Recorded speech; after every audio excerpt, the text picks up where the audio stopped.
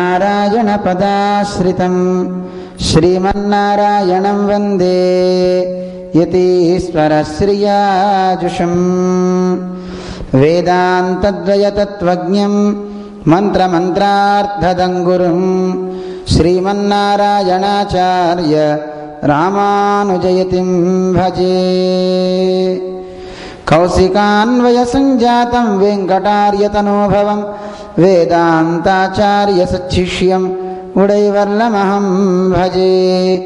శ్రీమద్వేంకటరంగార్య శిష్యం సచ్చిష్య సేవధిం శ్రీలక్ష్మణార్య విబుధం సంశ్రయే ధీవిదీప్తయే.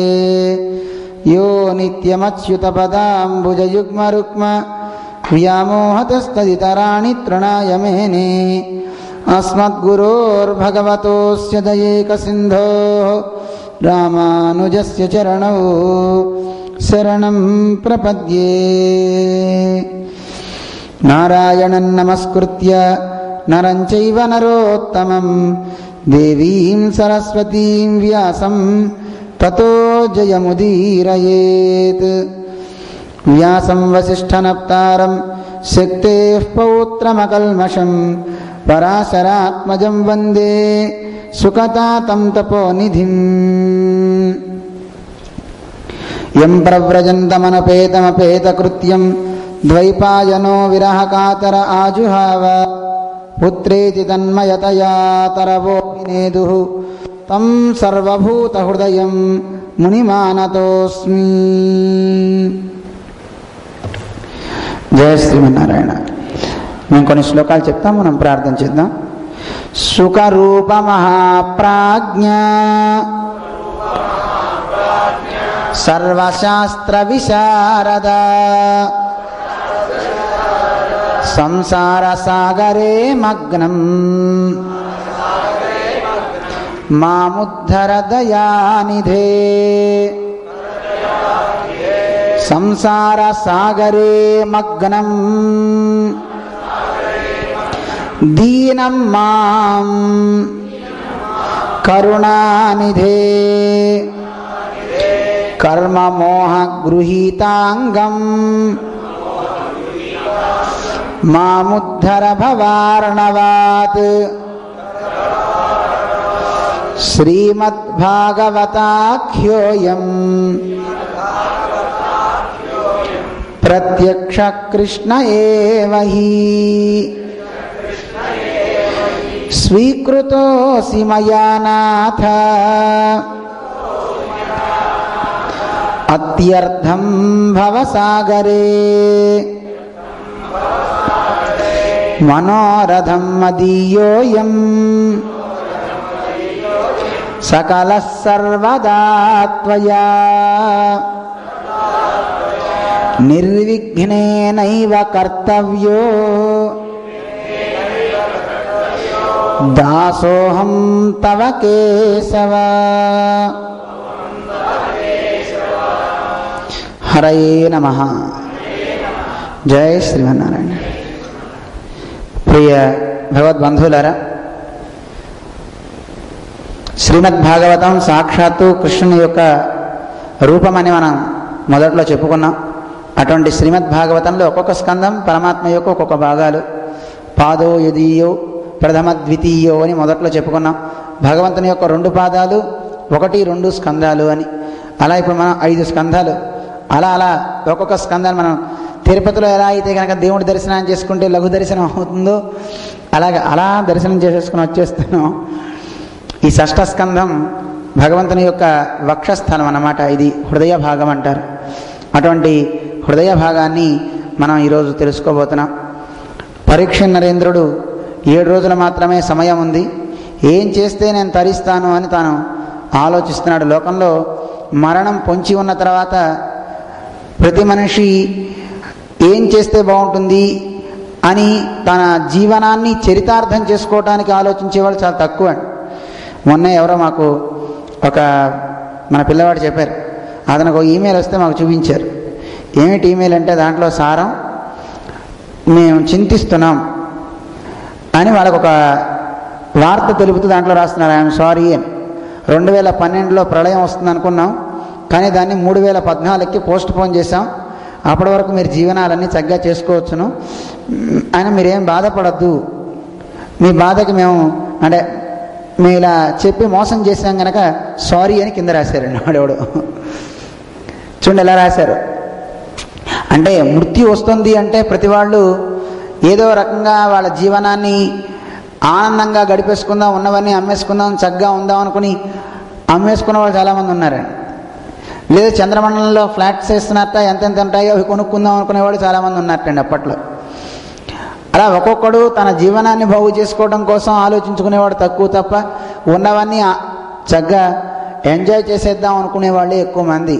కానీ మనిషి తన జీవనాన్ని సార్థకం చేసుకోవడానికి ఆలోచించాలి. అయితే కేవలం మృత్యు ఎప్పుడో 90 ఏళ్ళు వచ్చిన తర్వాత మృత్యు వస్తుందని కాదు, మృత్యు ఎప్పుడు కూడాను వాడి వెనకాతలు వస్తుందంటండి. గృహీత ఇవ కేశేషు మృత్యునా ధర్మమాచరేత్ అని మనకి శాస్త్రం చెప్తోంది. మన వెనకాతలే మృత్యు ఎప్పుడు పొంచి ఉంటుందటండి. మన నీడ ఎలా అయితే వాడిని అనుసరిస్తూ వస్తుందో అలా మృత్యుదేవత వెంటనే ఎప్పుడు పక్కనే ఉంటుందిటండి. కానీ మనకి తెలియదు. ఎప్పుడో 90 ఏళ్ళకి కదండి మృత్యు వచ్చేది అనుకుంటాం అనుకోవట్లేదా? చిన్నతనంలోనే పోయేవాళ్ళు, పుట్టుకతో పోయేవాళ్ళు ఎంతమంది, గర్భంలోంచి తల్లి గర్భంలోంచి వెళ్ళిపోయేవాళ్ళు ఎంతమందిని మనం చూడటం లేదు.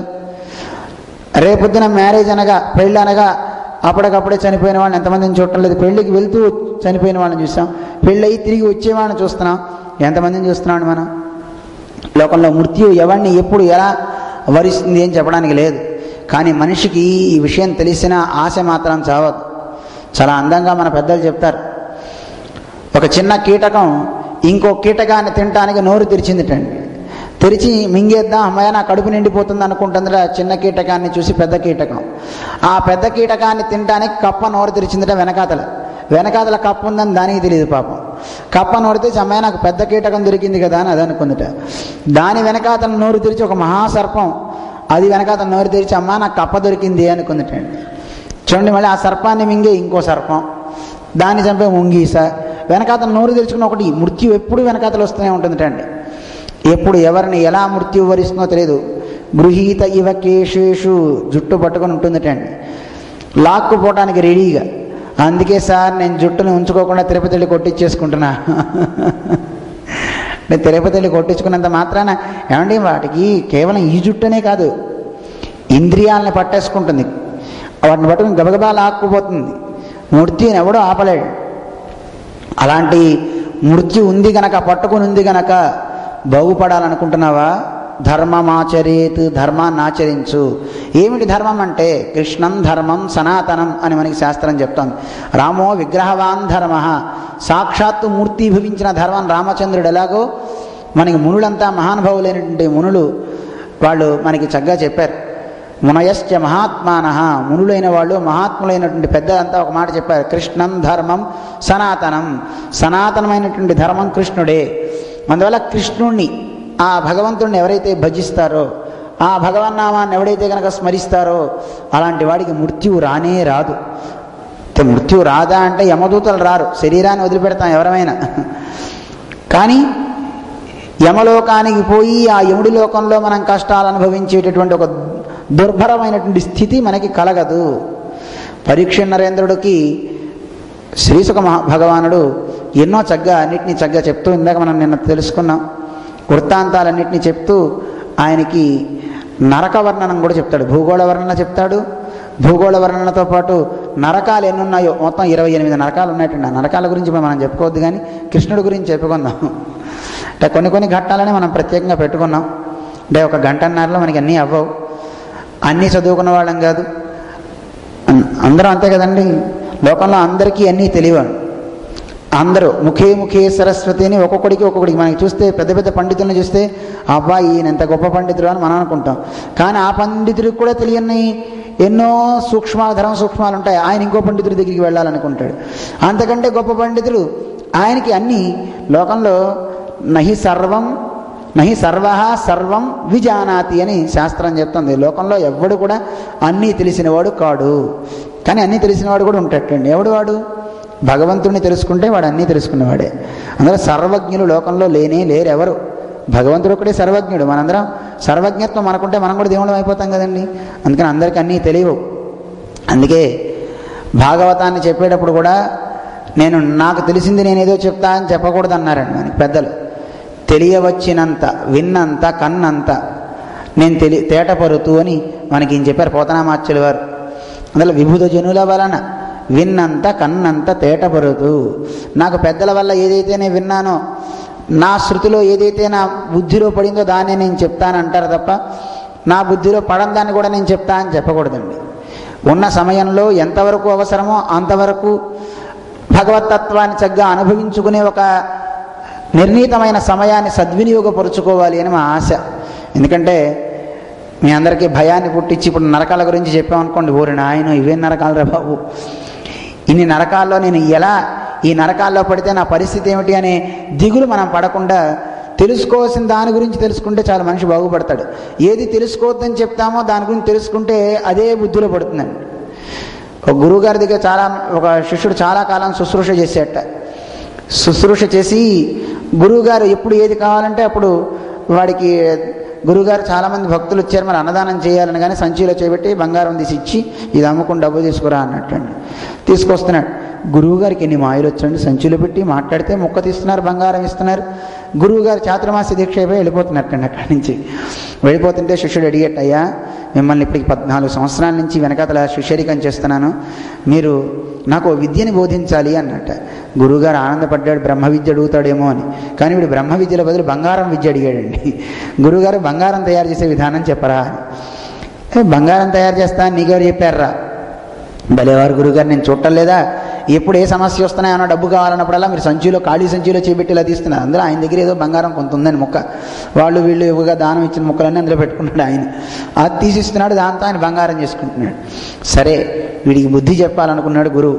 సరే నేను హిమాలయాలకు వెళ్తున్నా, నీకు బంగారం చేసే పద్ధతి చెప్తాను, చెయ్యి, కానీ ఒకటి మాత్రం గుర్తుపెట్టుకో, నేను ఒక విషయం చెప్తా అది మాత్రం గుర్తు రాకూడదు. చెప్పండి గురువుగారు ఏమిటో అన్నట్ట. అంటే కోతి గుర్తు రాకూడదయా. సరే బంగారం ఎలా తయారు చేయాలో ముందు చెప్పండి అన్నట్టండి. 7 కుండలు పెట్టమన్నట్టు, ఒక్కొండ మీద ఒక్కొండ పెట్టి ఆ 7వ కుండలో పలానా ఒక బచ్చల కూర ఆకు ఏదో చూపించాడు, ఒక ఆకు. ఆ ఆకుల్ని తీసుకొచ్చి కడిగేసి అందులో పెట్టి కింద పెట్టిన మంటకి అది రసం అవ్వాలి. ఆ రసాన్ని నువ్వు తిప్పుతూ ఉంటే అది ఒకసారి మరిగిన తర్వాత దాంట్లో బుడగలు వచ్చినప్పుడు కొంత నువ్వు పలానా పదార్థాన్ని కలుపు. ఓకే గురువుగారు, రైట్, రాసుకున్నాను, అది కలుపుతా. తర్వాత గురువుగారు ఆ తర్వాత మళ్ళీ ఇంకాస్త అయిన తర్వాత దాంట్లో కాస్త పోపో ఏదో సంథింగ్ ఏదో చెప్పాయండి ఆయన. మీకు చెప్పకూడదు అన్నీ ఇప్పుడు, మళ్ళీ మీరు ప్రయత్నం చేస్తే కష్టం కదా. అయితే చేస్తే చేయగానే మధ్యలో ఒకటి మాత్రం గుర్తుపెట్టుకొని మొత్తం విషయం అంతా చెప్పాడండి. గట్టి పాకమైన తర్వాత దాన్ని ఆరబెట్టు, బంగారం అయిపోతుందని చెప్పాడండి. ఒకటి మాత్రం అది బంగారం అవ్వాలి అంటే నీ కోతి మాత్రం గుర్తు రాకూడదు అది చేసేటప్పుడు అన్నట్టండి. అస్సలు గుర్తుపెట్టుకోని అన్నాడు. గురువు గారిని గబగబా బస్సు ఎక్కించడానికి ఎవరినో నియోగించాడు. ఎందుకంటే వాడి బంగారం తయారు చేసుకోవడానికి వీడు కూడా వెళ్ళలేదు. ఎంత గురుభక్తి అండి వాడికి. వాడే గబగబా వెళ్ళిపోయి ఒక కుండలు తెచ్చేసుకున్నాడు, గబగబా కొనుక్కున్నాడు, బంగారం తయారు చేసుకోవడానికి ఆకులన్నీ కోసుకొచ్చుకున్నాడు, పెట్టాడు. ఆ కొనుక్కుని వచ్చేటప్పుడు ఈ థీరీ మర్చిపోయాడు, కానీ ఇది మాత్రం గుర్తుపెట్టుకున్నట్టండి. కోతిని మర్చిపోవాలి, ఎట్టి పరిస్థితుల్లో నేను కోతిని గుర్తుపెట్టి వెధవ కోతి నాకు అసలు గుర్తు రాకూడదు, ఆ సమయంలో అసలు గుర్తుపెట్టుకోని అన్నట్టండి. అక్కడికి వెళ్ళి అన్ని లిస్ట్ అంతా పెట్టుకున్నాడు, ఏమేం చేయాలో అవి చేస్తూ ఆ పదార్థం చేసేటప్పుడు కూడా వీడు అమ్మో కోతిని గుర్తుపెట్టుకోకూడదు అంటూనే దాన్ని గుర్తుపెట్టుకున్నట్టండి. అందువల్ల ఏది స్మరించకూడదో దాన్ని స్మరించకూడదు, ఏది మనకి అవసరమో అది మనకు అవసరం. మనకి కృష్ణుని యొక్క పాదాలు మనకు అవసరం, ఆ కృష్ణుని యొక్క లీలలు మనకు అవసరం. అందుకే మేము చెప్పేటప్పుడు కూడా ఎంతవరకు అవసరమో అంతవరకే చెప్తున్నాం. అయ్యో అన్నీ చెప్పట్లేదే అనుకోకండి. ఉన్నదే మనకి సమయం 1 గంటన్నర. అందులో 21 రోజుల్లోనూ 1 గంటన్నరలో తక్కువ సమయంలో సముద్రాన్ని మొత్తాన్ని తెచ్చి పోయాలన్నా మొత్తం తీసుకొచ్చి పోసామనుకోండి, మీ తలలో వేడెక్కకూడదు కదండి. ఏం చెప్తున్నారా, ఇది భాగవతమా రామాయణమా అనకూడదండి కదండి. బాగా ఎక్కువ సబ్జెక్ట్ చెప్పేస్తున్నాం అనుకోండి, ఏమొస్తుందో తెలిసిన. ఒక ఆయన ప్రవచనాలకు వెళ్ళారు. వాళ్ళ ఆవిడ రోజు ప్రవచనాలకు వెళ్ళేది. ప్రవచనాలు విని చక్కగా ఇంటికి వస్తూ ఉండేదండి ఆవిడ. ఇంటికి వస్తుంటే ఒకరోజు పాపం కుదరలేదు ఆవిడికి. కుదరక భర్త గారిని, ఏమండి ఈరోజు మీరు వెళ్ళరా అని. ఎప్పుడు పాపం భర్త గారిని ఏం అడగలేదు. సరే అడిగింది కదా ప్రవచనానికి వెళ్ళొస్తాను, వాడు కర్ర పట్టుకుని పొలం పని చేసుకుని వచ్చినవాడు కష్టపడి సరే ఏదో పురాణం విందామని వెళ్ళేటండి. వెళ్ళిన తర్వాత చాలా జనం ఉన్నారు, ఆడియన్స్ అసలు ఎంత నిలబడ్డానికి కూడా చూడలేదు. ఎక్కడో పాపం దూరంలో నిలబడ్డాడు. చెప్పే వక్త అద్భుతంగా చెప్తున్నాడు, ప్రవచనాన్ని వింటున్నారు అందరూ కూడా. వీడు వెళ్ళి గడ్డం కింద కర్ర పెట్టుకుని అలా వింటూ వింటూ మరి రామాయణం కదండి, మరి అలా నిద్రపోయేటండి. పాపం ఎవడో పొట్టివాడు వచ్చాడు, వాడికి ఆ స్వాములు ఎవరు కనపట్టం లేదు, వీడి మీద ఎక్కి కూర్చున్నట్టండి ప్రవచనం విన్నట్ట. వాడికి ఏం తెలియలే పాపం. చక్కగా ప్రవచనం అయిపోయిన తర్వాత వాడు దిగి వెళ్ళిపోయాడు, వీడు మాత్రం అలాగే నిద్రపోతున్నాడు. చివరిలో పట్టాలు తీసేవాళ్ళు వస్తారు కదండి, వాడు వచ్చి లేపేదాకా వీళ్ళు లేవలేదుటండి. ఎంత నిద్ర చూడండి. ఆ పురాణ ప్రవచనం యొక్క పటిమ మనిషికి రాత్రిపూట ఇంట్లో పడుకున్నారా అనే నిద్ర అక్కడ వచ్చిందండి వాడికి. ఏయ్ లేవయా వెళ్ళవయా, అయిపోయింది ప్రవచనం, ఇంకా పడుకున్నా అన్నట్టు. అయిపోయిందా, దులుపుకుని వెళ్ళిపోయాడు ఇంటికి. పాపం ఆ రోజు భార్య గారికి కుదరలేదు కదండి, ఇంట్లో ఫంక్షను, బంధువులు వచ్చారు. ఆవిడకి ఈరోజు మిస్ అవ్వదు అసలు. అడిగిందట భర్తను, ఏమండి ఈరోజు రామాయణం ఏం చెప్పారో చెప్పరా అని. అడగకుండానే కాఫీ తెచ్చిచ్చింది. 2 రోజులు అడిగితే కానీ కాఫీ తేదు, అడగకుండానే కాఫీ తెచ్చింది. ఎందుకంటే ఆడవాళ్ళకి సహజంగా పనులు చేయించుకోవాలనుకున్నప్పుడు భర్త గారితో వాళ్ళు అడగకుండానే వాళ్ళకి కావాల్సినవి తీసుకెళ్ళిపోతారటండి. పాపం అడగకుండానే తీసుకెళ్ళి ఇచ్చింది మన ఈవిడ. ఇచ్చి, ఏమండి ఈరోజు రామాయణం ఏం చెప్పారో చెప్పరా. రామాయణం అంటే సామాయణం అంటే మనిషి అంత బరువు ఉంటుంది అన్నట్టు.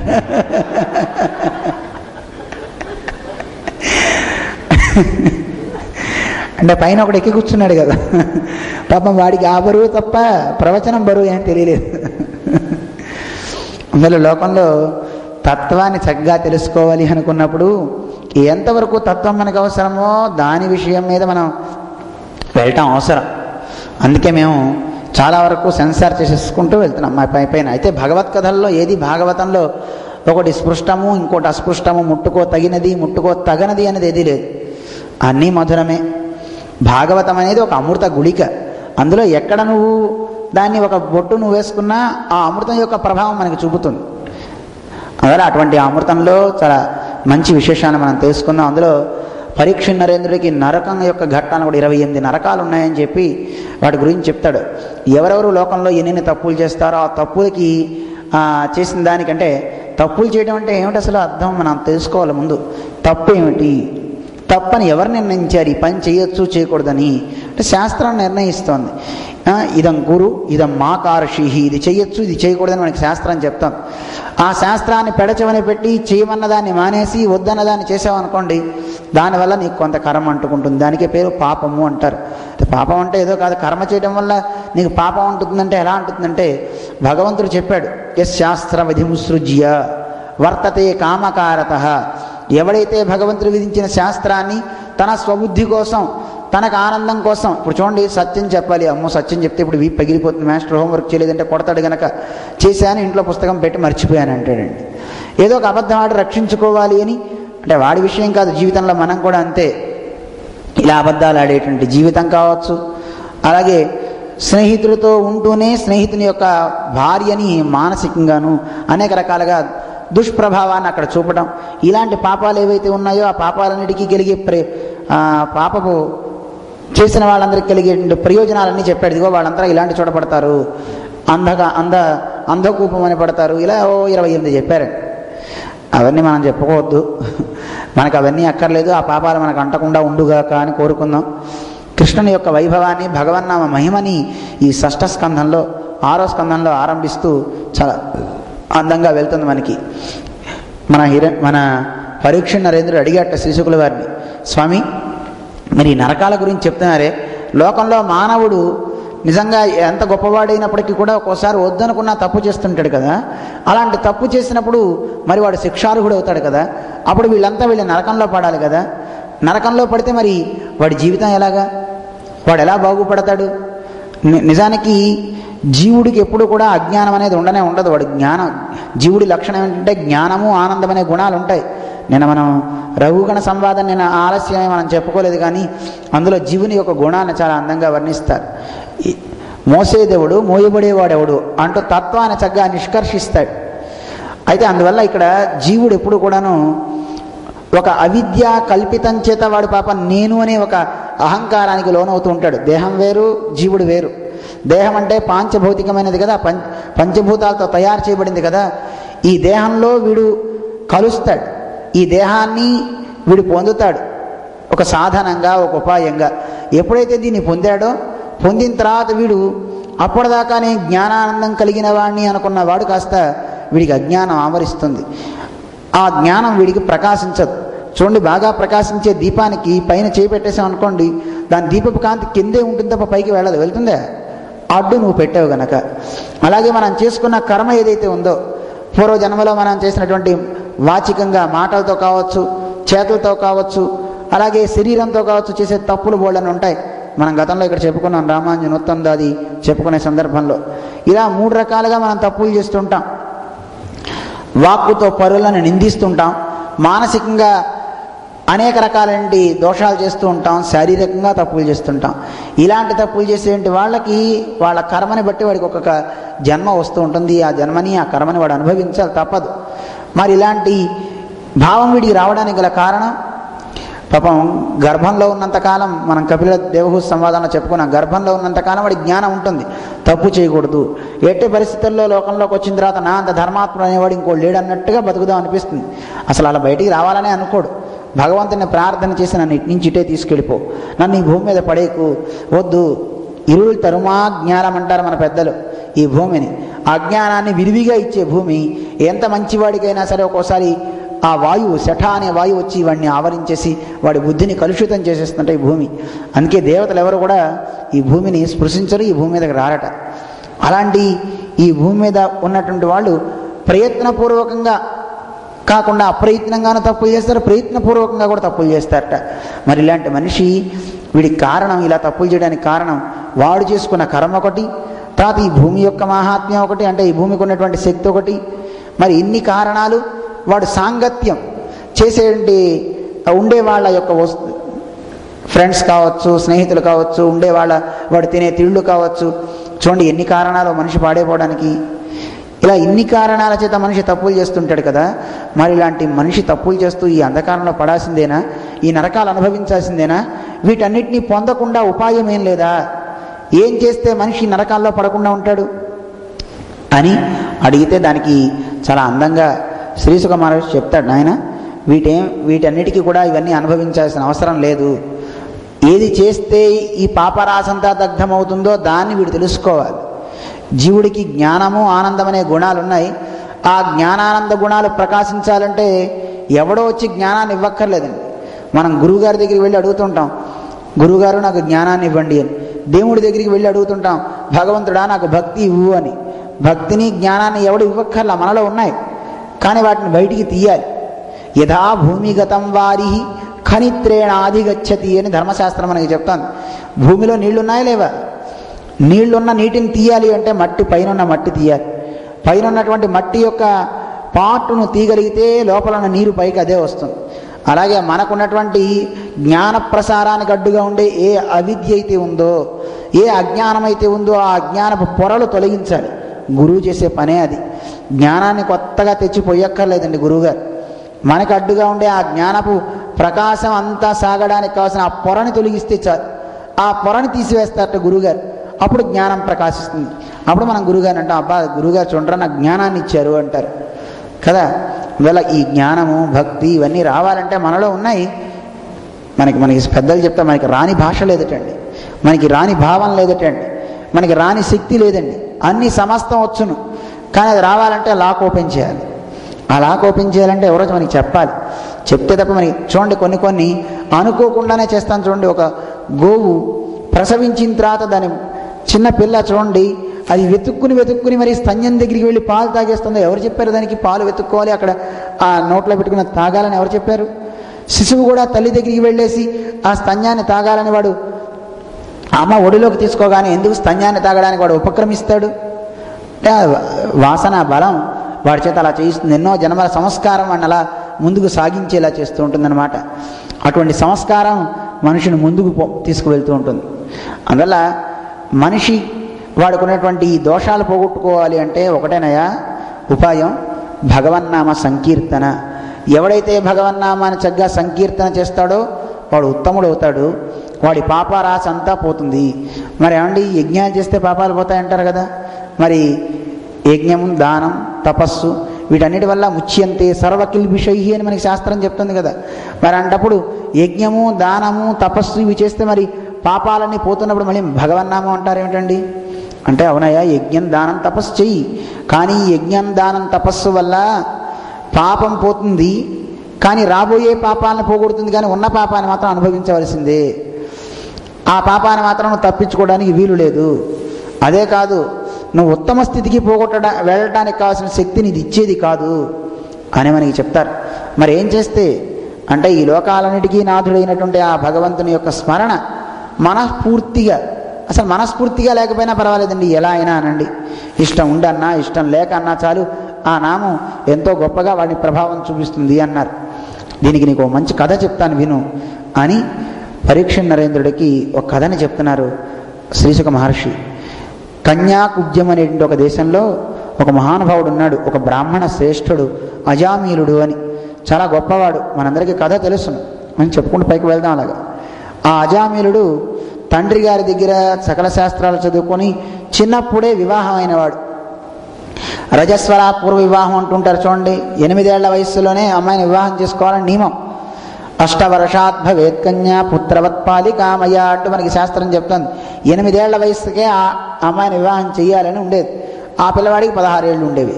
అలా 8-10 ఏళ్ల గ్యాప్తో అలా వివాహం చేసేవారు. అలా వివాహం చేసుకుని మంచి ఆ పిల్ల కూడా ధార్మికురాలు, మంచి నిష్ట కలిగింది. అలాంటి ఇతను అన్నీ వేదాధ్యయనం చేసి చక్కగా శ్రద్ధ కలిగినటువంటి నిష్ట కలిగిన వాడు, నిరంతరం గాయత్రి మంత్రాన్ని ఉచ్చారణ చేసేటువంటి వాడు, జపాన్ని చక్కగా సాగించేవాడు, ఎంత నియమనిష్టలు కలిగిన వాడు. అతను ఒక వయసు వచ్చిన తర్వాత యజ్ఞానికి కావాల్సినటువంటి సమిధులన్నీ తీసుకురావడానికని అరణ్యానికి వెళ్ళేట తండ్రి ప్రేరేపిస్తే. అలా వెళ్ళినప్పుడు ఆ అరణ్యంలో చూడండి, ఒక్కోసారి చూడకూడని దృశ్యాలు చూడడం వల్ల మనిషికి కొన్ని సంస్కారాలు వెనక పీడిస్తుంటాయి. ఒక కిరాతుడు ఒక వేశ్యతో అక్కడ ఆనందాన్ని అనుభవించే ఘట్టాన్ని చూచాడు.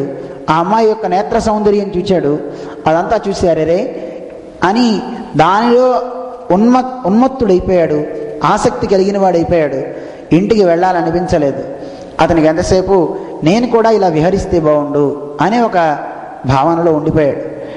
అయితే అతను చదువుకున్నటువంటి బ్రహ్మ విద్య చేత, అతను చేసేటువంటి జప తపాదుల వల్ల ఇంద్రియాలని కాసేపు నిగ్రహించుకున్నా తాళలేకపోయినట్టండి. ఆ ఇంద్రియాలు ఈ యొక్క బ్రహ్మజ్ఞానాన్ని కూడా తెంపేసినట్టండి. అంటే అతను చేసిన సాధన చాలా తక్కువ అయిపోయింది. ఆ సాధన ఇతన్ని ఆపలేకపోయింది, ఇంద్రియాలని ఆపేది కాకపోయింది. కాక అతను ఇల్లు వదిలిపెట్టాడు, ఆ స్త్రీతో సాంగత్యం మొదలుపెట్టాడు. ఇంట్లో ఉన్న ధనాన్ని మొత్తాన్ని తీసుకొచ్చి ఆవిడికి పెట్టి పూర్తిగా అక్కడే ఉండిపోయి చాలా ఇంటి బాధ్యతలు మర్చిపోయాడు, తండ్రిని మర్చిపోయాడు, అన్నిటిని మర్చిపోయారు. ఆఖరికి 10 మంది సంతానం కలిగేటండి ఇతనికి. మనకి కథ తెలుసును. చివరి సమయంలో సరే ఇతను కావాలని పెట్టుకోలేదు, కానీ చివరి వాడికి మాత్రం 10వ పిల్లవాడికి నారాయణ అని పేరు పెట్టుకున్నాడు. పేరు పెట్టుకున్న తర్వాత సమయం వచ్చిన తర్వాత మరి శరీరాన్ని ఎవడైనా వదలవలసిందే. బ్రాహ్మణయుండి సంధ్యావందనాదులు లేకుండా ఉంటే వాడు ఎందుకు పనికిరాడు. సంధ్యాహీన అశుచి అనర్హ సర్వకర్మసు అని మనకి శాస్త్రం చెప్తాను. 4 రోజులు సంధ్యావందనం చేయకపోతే వాడికి బ్రాహ్మణత్వం పోతుంది, యజ్ఞోపేతం తీసేయాలి, ఇంకా మళ్ళీ ఉపనయనం చేయాలండి. వాడి బ్రాహ్మడు అని పిలవడానికి వీల్లేదు. అందువల్ల నిత్యం సంధ్యావందనాన్ని ఆచరించాలి, నిత్యం వేదాధ్యయనాన్ని చక్కగా స్మరించాలి, స్వాధ్యాయ నిరతుడై ఉండాలి, ప్రతిరోజు వేదాన్ని చింతిస్తూ ఉండాలి. నాకు తనకు వచ్చిన 4 ముక్కలు కావచ్చు, ఏదైనా కావచ్చు, దాన్ని ఎప్పుడు స్మరించేవాడై ఉండాలి. అందుకే సంధ్యావందనం చేయకుండా ఉండకూడదండి. అందువల్ల సంధ్యావందనము, దేవతార్చన ఇవన్నీ ఉండాలి. దేవతార్చన లేదు, సంధ్యావందనం పోయింది, భగవద్ ఆరాధన లేదు. భగవద్ ఆరాధన మనోమాలిన్యాలన్నింటినీ తొలగిచ్చేస్తుంది. ఏ రోజుకు ఆ రోజు అంటే వాటిని తొలగిస్తూ ఉంటుంది. మనం స్నానం చేస్తే బాహ్య స్నానం వల్ల చూడండి శరీరం మీద మురికంతా పోవట్లే.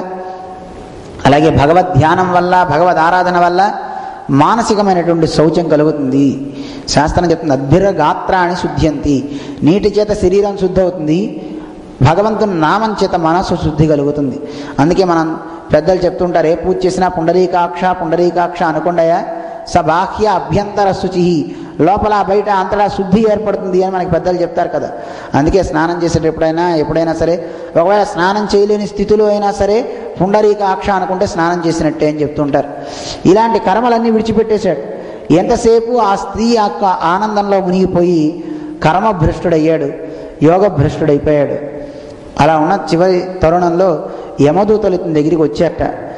సూకర ముఖాలు కలిగి, అంటే ఒక వరాహ ముఖంలాగా ఘోరంగా ఉన్నాయి వాళ్ళ ముఖాలు.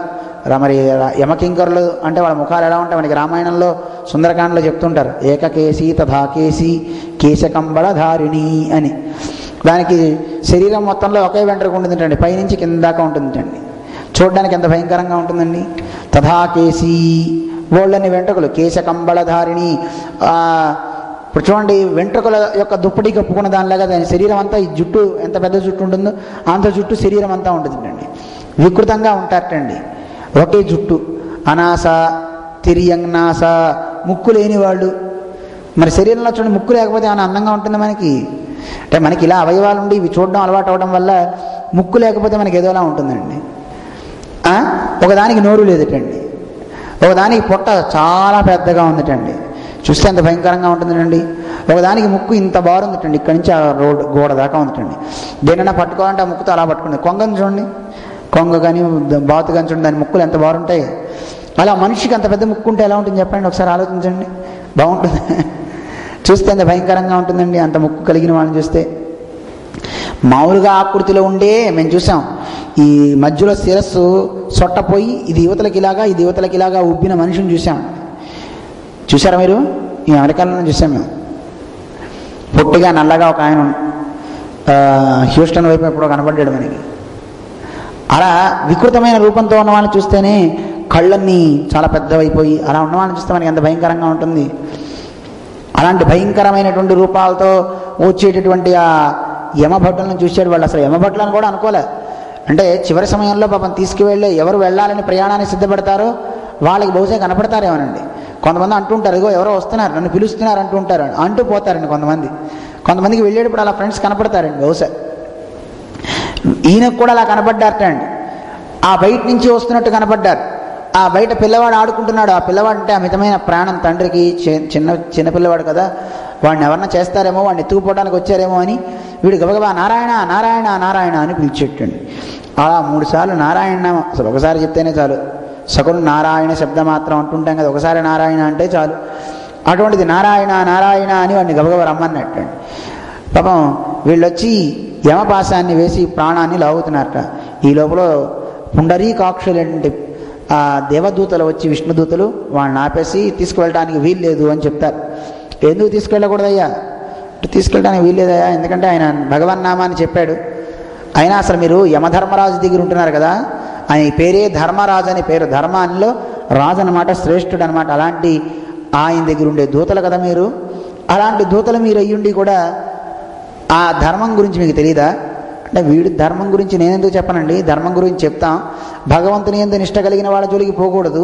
కానీ వీడు భ్రష్టుడు కదా, భ్రష్టుడైన వాడిని మరి మేము ఎలాగా వదిలేస్తాము అంటే అప్పుడు వీళ్ళు చెప్తారు, నాయన భగవన్నామాన్ని చక్కగా ఉచ్చరించాడు. అంటే వాడు దేవుడి నామం చెప్పాలని కాదండి, వాళ్ళ అబ్బాయిని పిలిచాడండి. వాళ్ళ అబ్బాయిని పిలిచినా దేవుడు, వాళ్ళ అబ్బాయి పేరు నారాయణనా? నారాయణ అంటే అర్థమేమి? నారస్య అయనం నారాయణం. నారములంటే సకల జీవరాశి. ఆ జీవరాశికి అయనం ఆధారమైన వాడు పరమాత్మ. ఆయన పేరు మనం పెట్టేసుకొని నా పేరు పిలిచాడండి అంటే ఎలా కుదురుతుందండి?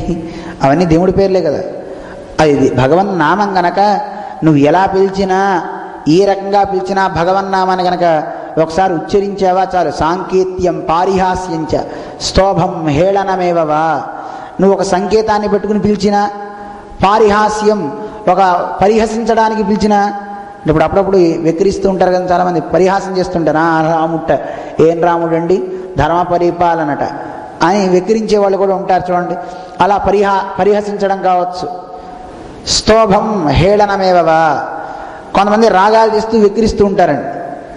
అలా వెక్కిరించిన, హేళన చేసిన, ఎలా ఎవరు చేసినా అది వైకుంఠ నామగ్రహణం. అది విష్ణుమూర్తి యొక్క నామం అయితే చాలు. అశేష అగహరం విదుహు, వాడి పాపమంతా కూడా పటాపంచలైపోతుంది. అందుకే విష్ణునామాన్ని చక్కగా ప్రతి వాళ్ళు విష్ణునామాన్ని పెట్టుకోవాలి. వాళ్ళ ఆడపిల్లలకి లక్ష్మీ నామాలు పెట్టాలి. అందుకే మనకి 1000 నామాలు ఉన్నాయి సహస్రనామాల్లో. ఒక్కొక్క నామం పెట్టుకోవచ్చు కదండి, పప్పి జూలీ పిలుచుకునే బదులు కదండి. అసలు ఆ పేర్లే పెట్టుకో. మేము అప్పుడప్పుడు చెప్తుంటాం, మళ్ళీ చెప్తాం ఈ సందర్భంగా కూడా. పెట్టే పేరు వల్ల మీరు పిలిస్తే వాడికి మంచి జరగాలి, మనకి మంచి జరగాలి కదా. అందుకని ఆ పూర్తిగా పెట్టే పేరు చిన్నది పెట్టండి. ఇంత సందంత పేరు పెట్టేసి దాన్ని కట్ చేసేసి ఆ ఫస్ట్ అక్షరం చివరి అక్షరం ఎందుకు పిలవటం చెప్పండి. వెంకట నాగ వరప్రసాదు ఉందనుకోండి, వాడిని పిలిచారు ఒక ఆవిడ వేదు వేదు అని. వేదు ఏంటండి అంటే ఫస్ట్ అక్షరం వెంకట నాగ ప్రసాదులో దూ ఉంది కదండి, అందుకని వేదు అని పిలుస్తానండి ముద్దు పేరు అని. అయ్యయ్యో వెంకట అంటే పాపాలు పోయేది కదా, కనీసం వెంకట అని పిలిచినా చాలు కదండి. వేదుటండి చేదులాగా. వేదు ఏమిటండి వేదు? ఇంకోళ్ళ పేరు పెట్టుకున్నారండి, మహర్షుల పేర్లు పెట్టుకున్నారు. మంచిదే, పెట్టుకోవచ్చు కదా. వాళ్ళ అబ్బాయిని పిలిచారు, మేము వెళ్ళినప్పుడు చూసాం. ఒరే కొండిగా ఇట్లా స్వాములు వారు వచ్చారన్నాడండి. కొండిగా ఏమిటండి? మేము అడిగా అదేంటండి కొండిగా ఏంటండి అన్న. కొండిగా మా వాడి పేరు కొండండి అని. కొండ అదేం పేరండి, అదేమిటి, దాని అర్థం ఏమిటండి అన్న. అయ్యో మీకు తెలియదండి, కౌండిన్యుడండి అన్నారు. అయ్యో మహర్షి పేరండి అది, కౌండిన్యుడు. ఆ మహర్షి పేరుని వాళ్ళు అదేంటండి అలా కుని చేసేసారు మీరు మహర్షి పేరుని అంటే, ముద్దు పేరండి అన్నారు. ముద్దు పేరు అలా ముద్దులా ఉండకూడదండి. ముద్దు పేరు అయితే చక్కగా కౌండిన్యా అని పిలవండి ముద్దుగాను. అంతేగాని దాన్ని మొత్తం కట్ చేసేసి కొండి అని పిలిస్తే అర్థం ఎంత మారిపోతుందండి చెప్పండి. దేవుడికి పెట్టే పేర్లేమో కుక్కలకి పెడుతున్నారు, కుక్కలకి పెట్టే పేర్లేమో దేవుడికి పెడుతున్నారు.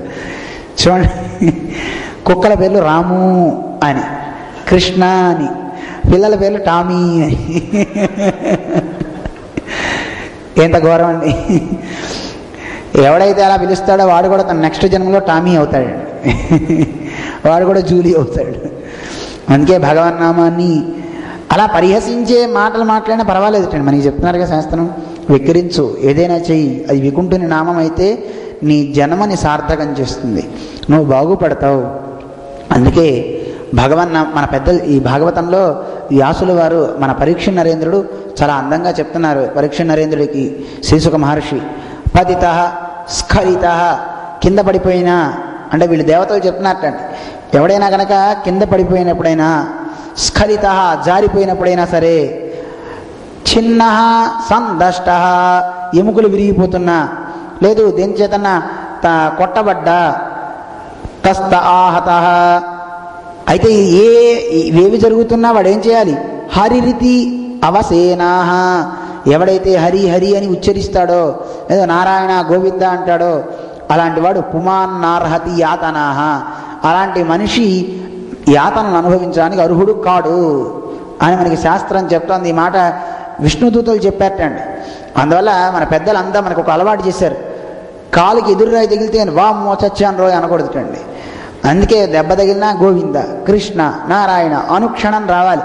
ఇది రావాలంటే ఎంత ప్రాక్టీస్ చేయాలండి, ఎంత మనకి కష్టం అండి ఇది రావాలంటే నిరంతరం ఆ స్మరణ, ఎప్పుడూ స్మరణ జరుగుతూ ఉంటే, అప్రయత్నంగా దెబ్బ తగిలితే అమ్మ అని ఎలా పిలుస్తున్నావో, దెబ్బ తగిలితే నారాయణ గోవింద అనగలగటండి.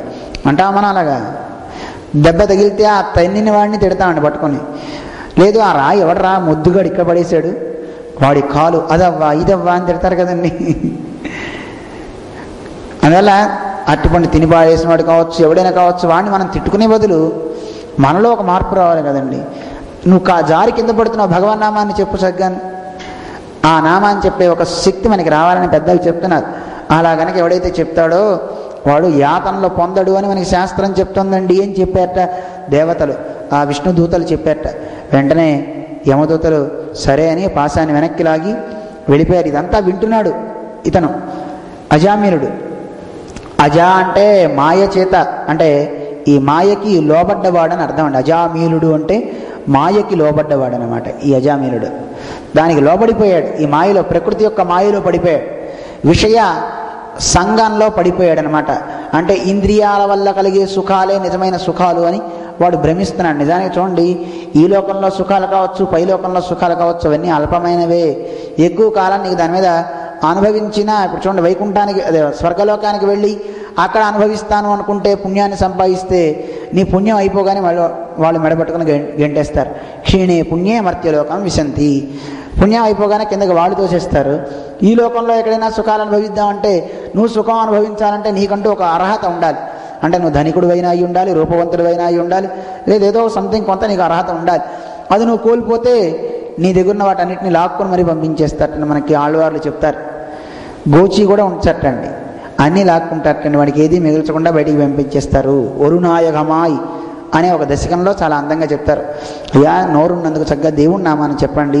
వాణ్ణి వీణ్ణి పట్టుకుని, అంటే కామినుల దగ్గరికి పోయి ఆ విషయ సుఖానుభవంలో మీరు మునిగిపోదామని మీ ఐశ్వర్యాన్ని మొత్తాన్ని అక్కడ వినియోగిస్తారు. ఆ ఐశ్వర్యం మొత్తం వాళ్ళు తీసుకుంటారు, కానీ రేపొద్దున మిమ్మల్ని ఎవరో చూడరయ్యా, ఐశ్వర్యం కోసం చూసేవాళ్ళే. అలాంటి ఆ భోగం కన్నా ఈ భోగం దగ్గరికి రండి, ఈ భగవంతుని భోగాన్ని అనుభవించే కొద్దీ మీ వైభవం పెరుగుతుంది అని మనకి ఆళ్వార్లు ఉపదేశం చేస్తారు చాలా అందంగా. అటువంటి ఉపదేశం అన్నమాట మనకి పెద్దలు చేస్తున్నారు. విష్ణునామ స్మరణ ఎవడు చేస్తాడో అలాంటి వాడికి ఏ బంధాలు చిక్కవు. అందుకే యమదూతలు వెళ్ళి యముడితో చెప్పారట, ఇదంతా జరిగిన విషయాన్ని విన్నవించడానికి వాళ్ళు వెళ్ళిపోయారు. అజామిలుడు చూశాడు, ఇదేమిటి నేను నారాయణ అని మాట్లాడితే ఇలా జరిగిందా అని. యమదూతలు వెళ్ళగానే విష్ణుదూతను చూచి ఒకసారి నమస్కారం పెట్టబోయి వాళ్ళతో ఏదో మాట్లాడబోయాట. ఈ లోపల వాళ్ళు వెళ్ళిపోయారు, అదృశ్యం అయిపోయారు. వెంటనే అజామిలుడు అనుకున్నాడు, ఎంత తప్పు చేశాను, ఇప్పటికే జీవితాన్ని మొత్తాన్ని వృధా చేసేసాను, ఇక నా జీవితాన్ని నేను ఎక్కువగా దీని గురించి చింతన చేయను. యోగాభ్యాసరతున్నై చక్కగా పరమాత్మను గురించి అన్వేషించాల్సింది పోయి నిరంతరం నా యొక్క జీవనాన్ని ఇటువంటి విషయ సుఖాల కోసం నిరంతరం ఈ వేశ్య సంఘంతో నేను నా దృష్టిని మొత్తాన్ని పాడు చేసుకున్నానే. ఎలాంటి భావాన్ని నేను పొందాను, ఎలాంటి గొప్ప జాతిలో నేను పుట్టి ఉత్కృష్టమైన జాతిలో ఉండి నా వంశానికి కళంకం తెచ్చా. నా భార్యని నేను హింసించాను, ఇంటికి కూడా వెళ్లకుండా ఆవిడ్ని బాధ పెట్టాను. అలాగే నా తండ్రి తల్లి వీళ్ళందరికీ అవమానం వచ్చేలా చేసి వాళ్ళకు ఉత్తమ గతులు లేకుండా చేశాను కదా అని బాధపడి ఆ క్షణంలోనే అన్ని సంఘాలని విడిచిపెట్టేసేట. ఆ స్త్రీని అందరినీ వదిలేసి ఇతను హరిద్వార్ వెళ్ళిపోయాడు.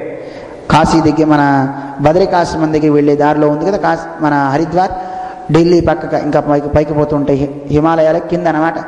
అక్కడికి వెళ్ళిపోయాడు. ఆ గంగ ఒడ్డున కూర్చొని భగవంతుడి గురించి అనుక్షణం ఆ నారాయణ స్మరణ చేస్తూ ఉన్నట్టు. తపస్సు కూడా చేయాలి నారాయణ స్మరణ.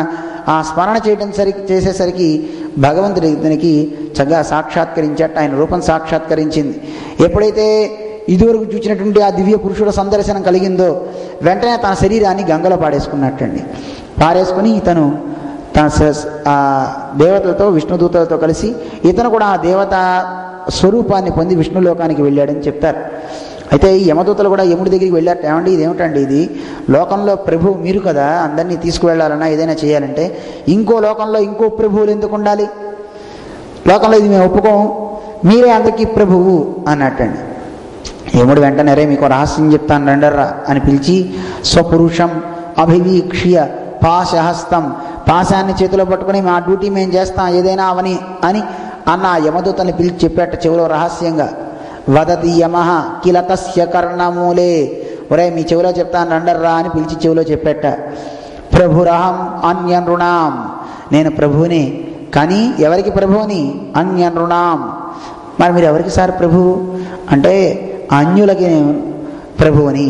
మరి ఎవరికి ప్రభువులు కాదు, నా వైష్ణవానాం, విష్ణు భక్తులకి నేను ప్రభువుని కాను. ఎవడు నిరంతరం విష్ణు ధ్యానం చేస్తాడో, ఎవరు శ్రీ మహావిష్ణువు యొక్క పాదాల యొక్క సౌందర్యాన్ని మనస్సులో నిలుపుకుంటాడో అలాంటి మహనీయుడి భక్తులకి నేను ప్రభువుని కాదు. మరి ఏం చేయమంటారు వాళ్ళని, వాళ్ళని ఎవరు తీసుకుపోతారు, అసలు వాళ్ళ గురించి మర్చిపోండ్రా.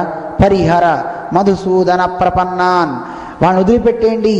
భగవంతుడికి పేరు మధుసూదనుడు అని అర్థం అండి. మధు అనే రాక్షసుని చంపినవాడు, జాగ్రత్త, వాడినే చంపినవాడు మన్ని చంపట్టండి, వాడి జోలికి వెళ్తే మన్ని కూడా కొడతాడు, వెళ్ళొద్దు ఆయన దగ్గరికి.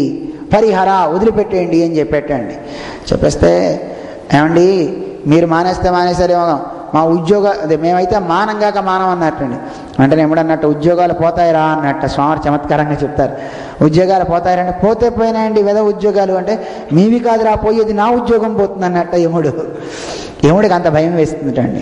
చేసి మరి ఎవరిని తీసుకురమ్మంటారు సార్, చెప్తా వినండి. జిహ్వానవంతి భగవద్గుణ నామధేయం, ఎవడైతే నిరంతరం వాడి జిహ్వతో నాలుక ఉండి కూడా భగవన్నామాన్ని చెప్పడో. అందుకే మన మహర్షులు చెప్తారండి, చక్కగా మీకు నాలుక ఉంది, శరీరం ఉంది కదా, ఒకసారి మీరంతా ఎందుకు ఈ నరకాల్లో పడతారు.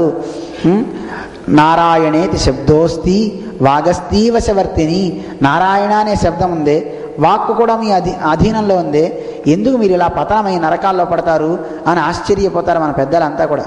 అందువల్ల చక్కగా ఎవడైతే గనక నిరంతరం నారాయణ స్మరణ చెయ్యడో అలాంటి నాలుక ఉండి భగవన్నామాన్ని చెప్పనటువంటి వాడిని తీసుకురండి ఇక్కడికి.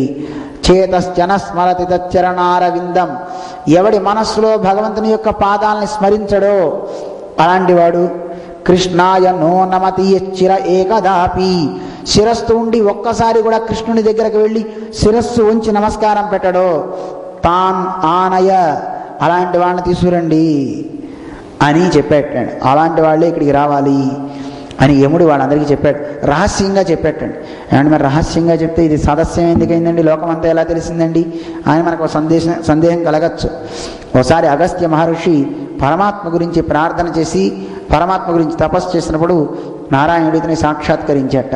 సాక్షాత్కరించినప్పుడు నారాయణుడి ఉపాయాన్ని చెప్పేట. ఇదిగోనయ్యా, నీకేం భయం, భగవద్గుణ నామాన్ని కనుక ఎవరు అనుసంధిస్తే వాళ్ళందరికీ మంచి జరుగుతుంది అని. ఈ యముడు కూడా అలాంటి వాళ్ళ జోలికి రానన్నాడు, ఏం భయపడక్కర్లేదు అని. ఇలా ఈ యముడికి యమభటులకి జరిగిన సంవాదాన్ని అగస్త్యుడికి భగవంతుడు చెప్పేట. ఈ అగస్త్యుడు తన వాళ్ళందరికీ చెప్పేటండి. అంటే తన ఎవరైతే ఆప్తులు తన దగ్గరికి ఎవరు వస్తారో వాళ్ళకి చెప్పేట. చూడండి, ఒక గురువు గారి దగ్గరికి మనం వెళ్తే గురువు గారు మనకు ఔషధం ఒక మంత్రం చెప్పారనుకోండి, సంతానం కలగలేదు, లేదు ఆరోగ్యం బాగుండలేదు, ఉద్యోగం రావట్లేదు, ఏదన్నా ఒక మంత్రం చెప్పి చేసుకోమన్నారనుకోండి, ప్రదక్షిణాలు చేయబోయని, ఆ తర్వాత వాడు సీనియర్ అయిపోతాడు, అందరికీ గురువు అయిపోతాడు. ఎవడన్నా ఇలా ఉంటే, ఏం రాలేదా, నేను చేశాను అప్పుడు నాకు వచ్చింది, నువ్వు కూడా ఇచ్చేసుకో అంటాడు. వీడే చెప్పేస్తాడు, వీడు గురువు గారు అయిపోతాడు. అలా వాడు సీనియర్ అవుతాడు, వీడి దగ్గరికి రానివాడు. అప్పుడు వాడు ఇంకో 10 మందికి చెప్తాడు, వాడు ఇంకో 10 మందికి. అందులోనూ ఈ లోకంలో మనిషి నోట్లో ఒకటి పడిందంటే అది ఎవరి దగ్గర ఆగనే ఆగదండి. అవుతుందా? నోట్లో ఒక విషయం తెలిసిందంటే అసలు ఎవడు కూడా దాన్ని గుప్తంగా దాచుకుందాం అని అనిపించదండి. ఎంతసేపు దాన్ని గబగబా వెళ్ళి ఎంతమందికి చెప్పేస్తే బాగుంటుందని అనిపిస్తుంటండి. ఎందుకంటే దాన్ని కడుపులో పెట్టుకుంటే సామ్ అంటూ ఉంటారు, వాడికి 9వ నెల 10వ నెల 15వ నెల వచ్చేస్తుంటండి ఆ కడుపు ఉబ్బిపోయి. అందుకని ఆ కడుపులో ఆ రహస్యాన్ని అట్టు పెట్టుకోండి ఎట్టండి. వాడు గబగబా ఎక్కడికో చోటకి వెళ్ళి ఊదేయాలనుకుంటాట. అలా రహస్యం ఎవ్వరికీ ఆగల, అందరికీ తెలిసిపోయింది. అయితే ఇది భగవద్భక్తులైనటువంటి మనబోటి గాళ్ళకి ఈ గ్రంథాల ద్వారా అందిస్తున్నారు. చూడండి ఎంత గొప్ప మాట చెప్తున్నారు, నారాయణ నామాన్ని చెప్పండి అని. ఆ నామం వల్ల మనకి మంచి జరుగుతుందా చెడు జరుగుతుందా, తర్వాత దేవుడు ఏమిస్తాడని పక్కన పెడదాం. నోటితో అపశబ్దాలు మాట్లాడే కన్నా భగవన్నామం చెప్పడం మంచిదే కదండి. దానివల్ల మంచిదా కదా చెప్పండి. ఇన్ని లోకాలని సృజించి మనం జీవనం సాగించడానికి కావాల్సిన శక్తిని ఇస్తున్నాడే, అఖిల శక్తిధర అని మన పెద్దలు కీర్తిస్తారే. అలాంటి శక్తిధరుడైనటువంటి ఆ భగవంతుడిని ఒకసారి స్మరిస్తే తప్ప, నోరున్నందుకు ఒక్కసారి ఎవడు కీర్తిస్తాడో వాడు ధన్యుడు అంటారు. అలాంటి వాడు మృత్యువుకి వెరవట్టండి.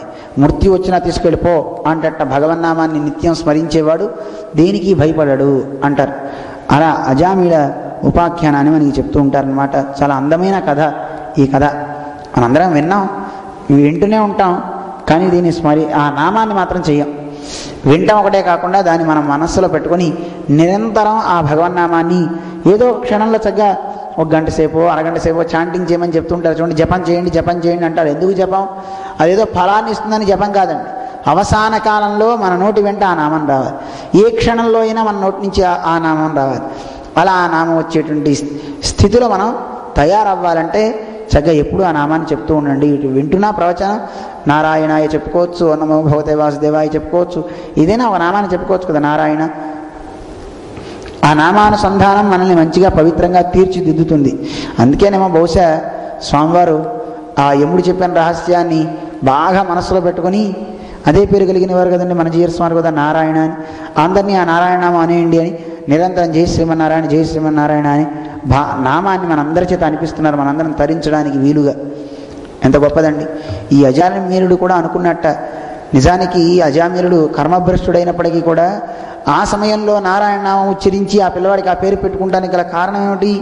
పూర్వజన్మ ఏదో చేసుకున్న సంస్కారం అతని చేత ఆ రకమైన పని చేయిస్తుంటుందండి. ఒక్కోసారి మనిషి అనుకుంటాడు, చూడండి, అయ్యో నేను చేసిన పని వల్ల చాలా ఇబ్బందులు పాలవ్వాల్సింది, కానీ ఏదో అనుకోకుండా ఆ పని చేద్దాం అనుకునే లోపల ఎవడో వచ్చేస్తాడు. నిజానికి ఎవడికో చూడండి దొంగతనం చేయాలనిపించింది, దొంగతనం చేసేద్దాం అనుకుంటాడు. ఈ లోపల ఎవరో వచ్చారు, దొంగతనం చేయడం అక్కడ కూర్చుంటాడు. వీడిని వచ్చినవాడు ఏమనుకుంటాడు? పెద్ద మనిషి అనుకుంటాడు తప్ప దొంగ అనుకుంటాడండి? పెద్ద మనిషిగానే అనుకుంటాడు. ఆ వ్యక్తి ఉన్నంత వరకు వీడు దొంగతనం చేయడం, తర్వాత వెళ్ళిపోతాడు. వీడికి అనుకోకుండా ఉద్యోగం వచ్చింది, ఆ రోజే సంపదలు చక్కగా వచ్చేస్తున్నాయి, వీడే ఇంకా 10 మందికి ఇస్తున్నాడు. చూడండి, భగవంతుడు ఒక్కోసారి అనుకోకుండా ఎవడో వచ్చేలా చేస్తాడు. అంటే ఆ అనుకోకుండా దొంగతనం చేయకుండా ఉండడానికి కావాల్సిన సుకృతం ఏదో వెనకతలు మనం చేసుకున్నాం.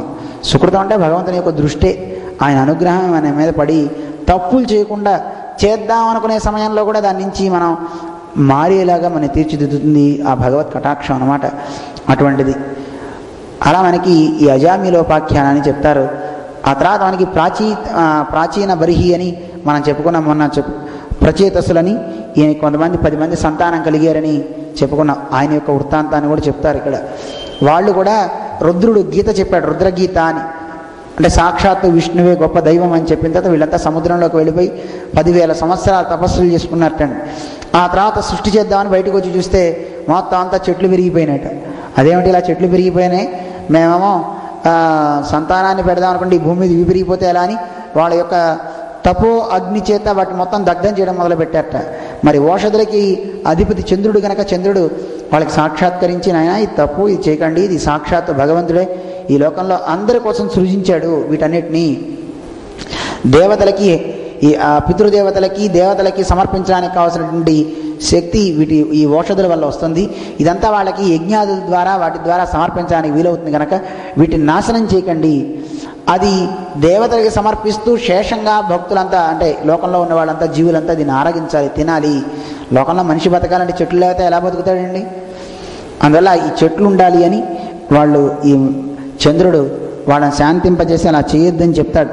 చెప్పి నీకు చగ్గాను ఒక ఋషికి అప్సరస కన్యకి పుట్టినటువంటి ఒక మారిష అనే ఒక కన్య, ఆ అమ్మాయిని ఇచ్చి వివాహం చేస్తాము అని ఈ 10 మందికి ఆవిడని ఇచ్చేటండి. వాళ్ళకి పుట్టినవాడే దక్షుడు అని ఒక మహానుభావుడు సంతానంగా పుట్టాడు. అయితే ఈ దక్షుడు చాలా సృష్టి చేసేటండి. కొన్ని 10,000 మంది సంతానానికి అన్నట్టండి. ఆ 10,000 మందితో సృష్టి చేయమని పంపించేటండి. సృష్టి చేద్దామని వాళ్ళంతా అనుకుని నారద మహానుభావుడు నారద మహర్షి కనపడి వీళ్ళందరికీ తత్వాన్ని ఉపదేశించగానే వీళ్ళందరూ పరివ్రాజకులు అయిపోయారట. 10,000 మంది సన్యాసులు అయిపోయారటండి. పాపం మళ్ళీ అయ్యో ఇలా అయిపోయింది అని మళ్ళీ 10,000 మంది ఆయన శక్తితో సృజించేట సంకల్పం మాత్రం చేతే. ఆ 10,000 మంది అయిన తర్వాత ఆ 10,000 మంది వాళ్ళు కూడా వాళ్ళ అన్నయ్యలు ఎలా వెళ్ళారో ఆ మార్గంలోనే వెళ్ళిపోయారటండి. ఇంక ఇలా కాదని నారాయణుడి గురించి తపస్సు చేస్తాడు, భగవంతుడి గురించి తపస్సు చేసి ఈయన ఒక అందమైనటువంటి హంసగుహ్యము అని ఒక స్తోత్రాన్ని పరమాత్మ గురించి చేస్తాడు. చాలా పవిత్రమైనటువంటిది అనమాట హంస స్తోత్రం.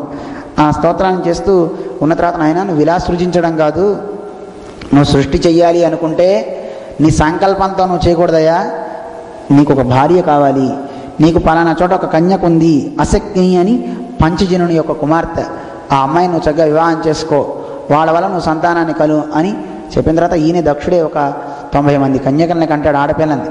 ఇప్పుడు ఒక అమ్మాయి ఉంటేనే పెంచడం చాలా కష్టం. మరి అప్పుడు అంతమందికి జడలు ఎలా వేశారో, వాళ్ళకి కావాల్సిన స్కూల్స్లో ఎలా చేయించారో మనకి ఎంత కష్టం అండి. మరి ఈ దక్షుని యొక్క సంతానమే విపరీతమైన సంతానం అండి. ఎంత సంతానం అంటే ఈ దక్షుని యొక్క సంతానంతోనే సరీసృపాలన్నీ వచ్చేసినాయి. అంటే పాకేవి జంతువులు, పాములు, గరుత్మంతులు, ఇవన్నీ ఈ మిగతా సృష్టి అంతా జరగడానికి కావాల్సిన సంతతి అంతా ఈయన నుంచే వచ్చింది మొత్తం అంతా. అటువంటి ఈయన సంతతిలో త్వష్టుడు అని ఒక ఆయన ఉన్నాడు. ఆయన వంశంలో ఆయనకి విశ్వరూపుడు అని ఒక మహానుభావుడు ఉన్నాడు. ఆ విశ్వరూపుణ్ణి దేవతలంతా కూడా దేవగురువుగా అంగీకరించారు అని పరీక్ష నరేంద్రుడు చెప్పాడు. ఈ వంశంలో ఉన్న వాళ్ళ చరిత్ర అంతా చాలా ఉంది, మీకు చెప్పాం కదా, అన్నీ కొంచెం కొంచెం చెప్తామని, మిగతా మీరు చదువుకోండి. అందులో ఈ విశ్వరూపుడు యొక్క కథ చెప్పి విశ్వరూపుడు దేవతలంతా కూడా దేవగురువుగా ఆయన తీసుకున్నారని చెప్పగానే వెంటనే సందేహం కలిగింది పరీక్ష నరేంద్రుడికి. అదేమిటి, దేవగురువు బృహస్పతి కదా, బృహస్పతి అయినప్పుడు దేవగురువు ఈయన ఎందుకు అయ్యాడు? అయితే దానికి కథ చెప్తారు. నాయన, లోకంలో మనిషికి చూడండి త్రిలోకాధిపతి అయ్యాడు ఇంద్రుడు. మనిషికి కాస్త ఆధిపత్యం ఉంటే చూడండి అందరికంటే గర్వం వచ్చేస్తూ ఉంటుంది. ఆ గర్వం ఎక్కువైపోయి కళ్ళు పైకి వెళ్ళిపోతుంటాయి. వెళ్ళిపోయి వచ్చే గురువుని చూడడు, పెద్దల్ని గౌరవించడు. దానివల్ల ఇంద్రుడు ఒకసారి తన భార్యతో కలిసి సింహాసనం మీద ఉండి అధిష్ఠించి సభ జరుగుతుంటే బృహస్పతి వచ్చేట గురువుగారు వచ్చినప్పుడు లేచి నిలబడాలి కదండి. అందుకే పెద్దలు వచ్చేటప్పుడు కనుక లేవకపోతే ప్రాణాన్ హృత్క్రమతే అని శాస్త్రం మనకి చెప్తుంది.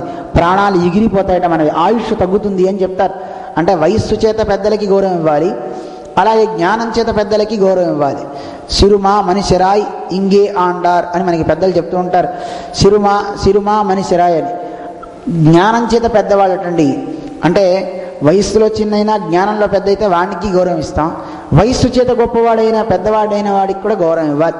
అలా గౌరవం ఇస్తే ఆయుష్ మనకి నిలబడుతుంది అని అంటారు పెద్దలు వచ్చినప్పుడు. అలా గౌరవం ఇవ్వాలి అని. అలా గౌరవం ఇవ్వకపోతే ప్రాణం ఉండదటండి, అది నిలబడదట. బాగా విస్తృతమైన గాలి వస్తుందనుకోండి, గడ్డి పరక చూడండి అలా కిందకు వంగిపోతుంది. కానీ పెద్ద రావి వృక్షం వంగుతుందా? నేను అలాగే నిలబడతా అని నిలబడుతుంది. గడ్డి పరకని చూచి నవ్వుతుంది, చూచావటే నువ్వు ఎలా వంగిపోతున్నావా అని. వంగిపోయినా గాలి వెళ్ళాక అది లేచి నిలబడుతుంది, కానీ వృక్షం విరిగి కింద పడుతుంది. ఆ తర్వాత గడ్డి పరక లేచి నవ్వుతుందట, చూసావా పెద్ద బలవంతురాలని అన్నావు, ఏమైంది నీ పని, ఇలా విరిగి కింద పడ్డావో చూడు. ఆమె మనకి చెప్తుంది, ఆ సందేశాన్ని గడ్డి పరక ఇస్తుందండి. ఎటు గాలి వస్తే అవతల పక్కకి వంగిపోతుందండి, గాలి వెళ్ళగానే లేచి నిలబడుతూ ఉంటుంది. అలాగే మనిషి కూడా లోకంలో వచ్చే వాటన్నిటిని కూడా వాడు అధిగమించాలి. చక్కగా ఆ శక్తిని మనం కంట్రోల్ చేసుకోవాలంటే వీడు కూడా దాన్ని ఏం చేయాలి? పెద్దలు ఎవరైనా వస్తున్నప్పుడు వాళ్ళకి గౌరవం ఇవ్వాలి. ఆ గౌరవం ఇవ్వకపోతే వీడి యొక్క శక్తి కూడా తగ్గిపోతుంది. వాడు కాంతి విహీనుడవుతాడు. వాడిని రాజ్యలక్ష్మి వరించదు. అందులో బృహస్పతి దేవగురువు. ఆ దేవగురువు ఇంద్ర సభకి వస్తుంటే ఇంద్రుడు కనీసం లేవన కూడా లేవలా, గౌరవాన్ని ఇవ్వలేదటండి. ఎప్పుడు దాన్ని చూచి బృహస్పతికి అవమానం అనిపించి బృహస్పతి వెళ్ళిపోయాడు. గురువు లేకపోతే ఏమవుతుంది? మంచి ఏదో చెడేదో చెప్పేవాళ్ళు ఉండరు, సరైన మార్గాన్ని ఆయన చెప్పేవాడు ఉండడు. ఆసుర శక్తి పెరిగిపోయింది. ఆసుర శక్తి కలిగినటువంటి వాళ్ళంతా కూడా శుక్రాచార్యుడు గురువు వాళ్ళందరూ ఇంద్రుడి మీదకి విజృంభింపజేశారట. చూడ్డానికి ఇది ఒక కథ, కానీ ఈ కథ మన కథే. ఇంద్రుడు అంటే ఎవడో కాదు, మనమే ఇంద్రులం. ఈ పురాణాన్ని ఏలుతున్నాం మనందరం. మనకు ఒక గురువు ఉన్నాడు, బృహస్పతి అని గురువు. ఎవరా గురువు? బుద్ధి అనే బృహస్పతి. ఆ బుద్ధిని కనుక మనం అంగీకరించకపోతే, ఆ బుద్ధి మాట కనుక మనం వినకపోతే తప్పుడు పనులు చేస్తాం. ఇప్పుడు ఏమంటారు అందరూ? బుద్ధి లేదట్రా నీకు అంటుంటారు. అంటారా అనరా? సరైన సవ్యమైన కార్యం చేయకపోతే బుద్ధి లేదా నీకు అని అడుగుతారు. బుద్ధి లేకపోతే ఏమవుతుంది? మంచి పని చేయలేడు. అదే కాదు, ఎప్పుడైతే బుద్ధి నశిస్తుందో ఆసుర శక్తి విరిగిపోతుందండి. అంటే మనలో ఉండేటువంటి బుద్ధి సవ్యంగా లేదనుకోండి, చెడ్డ బుద్ధులన్నీ వచ్చేస్తాయండి వీడి దగ్గరికి. అంటే ఆసుర శక్తి పెరిగి వీడిని ఆ ఇంద్రియాలను ఎటుపడితే అటు లాక్కుపోతాయి. అదే కనుక బుద్ధి ఉందనుకోండి, ఇంద్రియాలనే లాగుతాటండి యువతలకి. నువ్వు అట్లా వెళ్ళడానికి వెళ్ళేది, ఇట్రా ఎందుకు అటుపోతున్నావు, నువ్వు అది ఎందుకు చూపిస్తావు, అది చూడకూడదు, తప్పు, నువ్వు దీన్ని చూడు అని చూపిస్తుంటాండి. దాన్ని అనకూడదు. బుద్ధి ఉన్నవాడు ఏ మాట పడితే ఆ మాట మాట్లాడు, దేన్ని పడితే దాన్ని చూడడు, దేన్ని పడితే దాన్ని తినడు, దేన్ని పడితే దాన్ని వినడు. అవునా కదా? అందువల్ల బుద్ధి ఉండాలి. బుద్ధి అంటే బృహస్పతి అనమాట. బృహస్పతి లేకపోతే ఎటు పడితే అటు ఇంద్రియాలు వెళ్ళిపోతాయి. ఇంద్రుడు కూడా బృహస్పతిని కోల్పోయాడు. తప్పు చేశానే పాపం ఎవరో చెప్పారట. ఇంద్రుడు చెప్తాడు, నువ్వు గొప్పవాడివి కదా, అలాంటి వాళ్ళు వస్తే లేచి నిలబడకూడదని చెప్తారు మూర్ఖులు, వాళ్ళ మాట వింటే నాలాగా భ్రష్టుడు కావాల్సింది అని ఇంద్రుడు బృహస్పతి యొక్క గృహానికి వెళ్తాడు. వెళ్ళినా బృహస్పతి కనపడ్డు. ఎక్కడా బృహస్పతి కనపడలేదు. బృహస్పతి తన యోగ మహిమ చేత ఎవరికి కనపడలేదట, తన భార్యకు కూడా కనపడలేదటండి. బ్రహ్మదేవుడు చెప్తాడు ఇంద్రుడితో, నాయనా బృహస్పతికి గనక కోపం వచ్చిందంటే, బృహస్పతి గనక అంటే గురువే గనక అదృశ్యమైతే ఇంకా ఎవ్వరికి కనపడడు. ఆ గురువు యొక్క జ్ఞానం లేకపోతే మనిషి ఇబ్బందులు పాలవుతాడు. గురువు అంటే ఒక దీపం, మార్గాన్ని చూపించే ఒక దీపం. దీపం లేకపోతే మీ ముఖాలు నాకు కనపడతాయా? నా ముఖం మీకు కనపడదు. ఇప్పుడు దీపాలు ఉంటేనే కదా ఆ దీపం ప్రకాశిస్తుంది, వస్తువు యొక్క సాక్షాత్కారాన్ని కలిగిస్తుంది. అలాగే దీప సదృశుడు గురువు గనక ఆ గురువు యొక్క జ్ఞానం మనకి వస్తువు యొక్క విచక్షణ జ్ఞానాన్ని తెలుపుతుంది. ఇది మనిషి, ఇది ఈ వస్తువు అనే జ్ఞానాన్ని మనకి తెలుపుతుందట. అటువంటి జ్ఞానాన్ని ఇచ్చే గురువు లేకపోవడంతో శుక్రాచార్యుని యొక్క శక్తి అంతా కూడా అసురులంతా ఇంద్రుడి దగ్గరికి రావడం, ఆ రాజ్యాన్ని గ్రహించడానికి వస్తారు. అప్పుడు బ్రహ్మ దగ్గరికి వెళ్ళి ఇంద్రుడు ప్రార్థయపడతాడు, ఏం చేయమంటారని చెప్పినప్పుడు ఆయన చెప్తాడు, ఆయన త్వష్ట ఉన్నాడు కదా, ఆ త్వష్ట మీకు సోదరులే వాళ్ళు, ఆయన యొక్క కుమారుడు ఉన్నాడు విశ్వరూపుడు అని, వాడికి 3 శిరస్సులు ఉన్నాయండి, త్రిశిరస్సుడు అంటారు. ఆ 3 శిరస్సులు కలిగినటువంటి ఆయనను గురువుగా పెట్టుకో. ఎప్పుడైతే ఆయనను గురువుగా పెట్టుకున్నావో చిన్నవాడని కుమార సదృశుడని నువ్వేమాత్రం వెరవకు, చక్కగా వెళ్ళి ఆయన్ని వరించు, ఆయన గురువుగా పొందు. వయసు చేత పెద్దవాడైనా చిన్న వయసులో ఉన్న గురువుని పొందడంలో తప్పు లేదండి. జ్ఞానం చేత గొప్పవాడిని మనం ఆశ్రయించాలి తప్ప నాకన్నా చిన్నవాడండి ఆయనని ఎందుకు గురువుగా పెట్టుకోవాలి అనుకోకూడదటండి. అందుకని విశ్వరూపుడు దగ్గరికి ఇంద్రుడు వెళ్తాడు, దేవతలందరితో కలిసి వెళ్ళి ఆయన ప్రార్థన చేస్తాడు. ప్రార్థన చేస్తే ఆయన చాలా ఉపదేశం చేస్తాడు. ఆయన నువ్వు నన్ను రమ్మంటున్నావు మంచిదే, కానీ నేను గురువుగా ఉంటే, అంటే గురువుగా ఉండడం పౌరోహిత్యం చేయటం కదా, పౌరోహిత్యం చేస్తే కళ తగ్గిపోతుందటండి, బాడీలో ఉన్న శక్తి తరిగిపోతుందట. అందువల్ల ఆ శక్తి తరగకుండా ఉండాలంటే నేనేం చేయాలి? నేను ఎక్కువ జపాన్ని చేసుకోవాలి. సరే చేస్తాను, దాందే ఉంది. ఇప్పుడు నిజానికి వెళ్ళి పౌరోహిత్యం చేయకూడదు. దేవతలంతటి వారు మీరంతా వచ్చి నా దగ్గరికి వచ్చి నన్ను అడుగుతున్నారు, చక్కగా నన్ను గురువుగా మీరు పెట్టుకుంటా అంటుంటే రానంటే బాగుండదు కనుక నేను వస్తానని ఒప్పుకుంటాడు ఇంద్రుడి దగ్గర విశ్వరూపుడు. అయితే శుక్రాచార్యుని యొక్క రాక్షస శక్తి నీకు ఇబ్బంది పెట్టకుండా ఉండాలి అంటే ఆ అసురుడు నీకు ఒక మంత్రాన్ని ఉపదేశిస్తా, నారాయణ కవచం అని. ఆ నారాయణ కవచాన్ని నువ్వు పొందు అని నారాయణ కవచాన్ని ఇస్తాడనమాట. కవచం అంటే ఏమిటి? రక్షణ ఇచ్చేది అనమాట కవచం అంటే. యుద్ధ రంగానికి వెళ్ళేవాడు చూడండి కవచాలు పెట్టుకుంటాడు, చేతులకి పెట్టుకుంటాడు, కంఠానికి పెట్టుకుంటాడు, వక్షస్థలానికి పెట్టుకుంటాడు, ముఖానికి కిరీటం పెట్టుకుంటాడు. ఇప్పుడు మనం కూడా కవచాలు పెట్టుకుని వెళ్ళటం లేదండి. డ్రైవింగ్ చేసేటప్పుడు హెల్మెట్ పెట్టుకుంటాడు, తర్వాత ఇక్కడి నుంచి ఇంకో బెల్ట్ పెట్టుకుంటుంటాడు.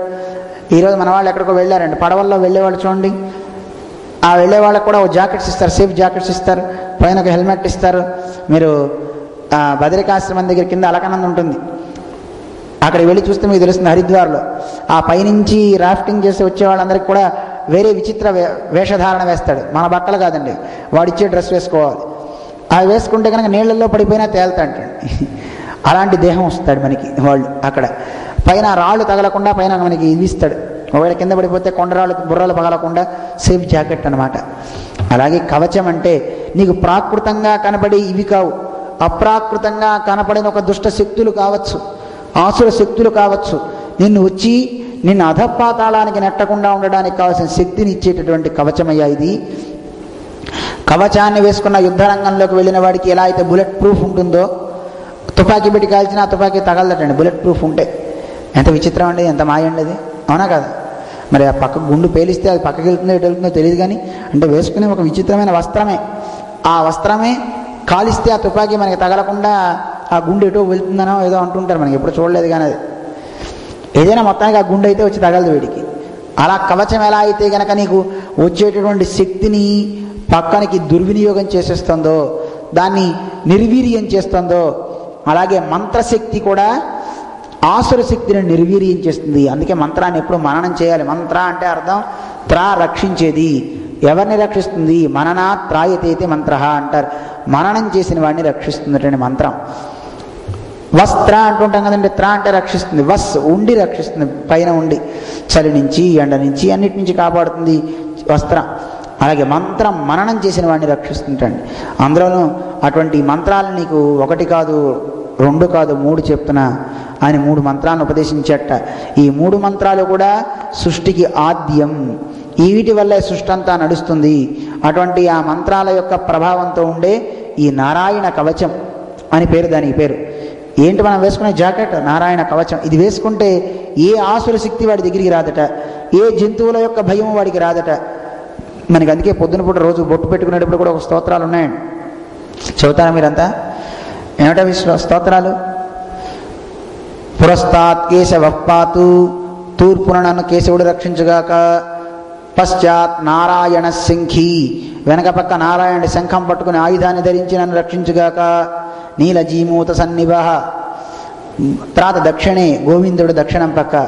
ఇలా మొత్తం అంతా 12 నామాలకి 12 ఒక ఎక్కడెక్కడ ఉండాలి అని పరమాత్మ గురించి చెప్తారు. పురస్తాత్ కేశవపాతు చక్రీజాంబోనద ప్రభ, పశ్చాన్నారాయణ శంఖి నీలజీమూత సన్నిభ, ఇందీవదలశ్యామో మాధవ ఊర్ధ్వం గదాధర, పైన ఉండి గద పట్టుకుని మాధవుడు రక్షించుగాక. ఇలా మొత్తం 12 నామాలు 12 విశేషాలను చెప్తూ అన్ని పక్కల నారాయణుడిని ఆవాహన చేస్తారు. అన్ని చోట్ల నారాయణుడిని రక్షించాలి. అక్కడే కాదు, లోపల బయట దామోదరుడు కూర్చుని నన్ను రక్షించాలి అని పరమాత్మను ప్రార్థన చేసే ఒక అద్భుతమైనటువంటి కవచం అదొకటి. రోజు స్వరూపధారణ చేసుకునేటప్పుడు బొట్టు పెట్టుకునేటప్పుడు చదువుకోవాలి. పాతు అంటే రక్షించున్నది అని అర్థం. అదొక కవచం అన్నమాట. అటువంటి గొప్ప మంత్రాన్ని చదువుతూ స్వరూపధారణ చేసుకోమని చెప్తారు. అలాగే ఇక్కడ కూడా ఈ విశ్వరూపుడు నారాయణ కవచాన్ని చెప్తున్నాడు. ఇది చాలా ఉత్తమోత్తమైనటువంటిది అని మంత్రాన్ని ఉపదేశించే ముందు నువ్వు చక్కగా ఆచమనం చేసుకో, కాళ్ళు చేతులు కడుక్కో, ఆచమనం చెయ్యి. ఆచమనం అంతఃశుద్ధిని కలగజేస్తుందట. చేసి ఉత్తర దిక్కు వైపు వాడు కూర్చొని వాడు పవిత్రాన్ని చేతికి ధరించి అప్పుడు ఈ అంగన్యాస కరన్యాసాలను చేస్తారు.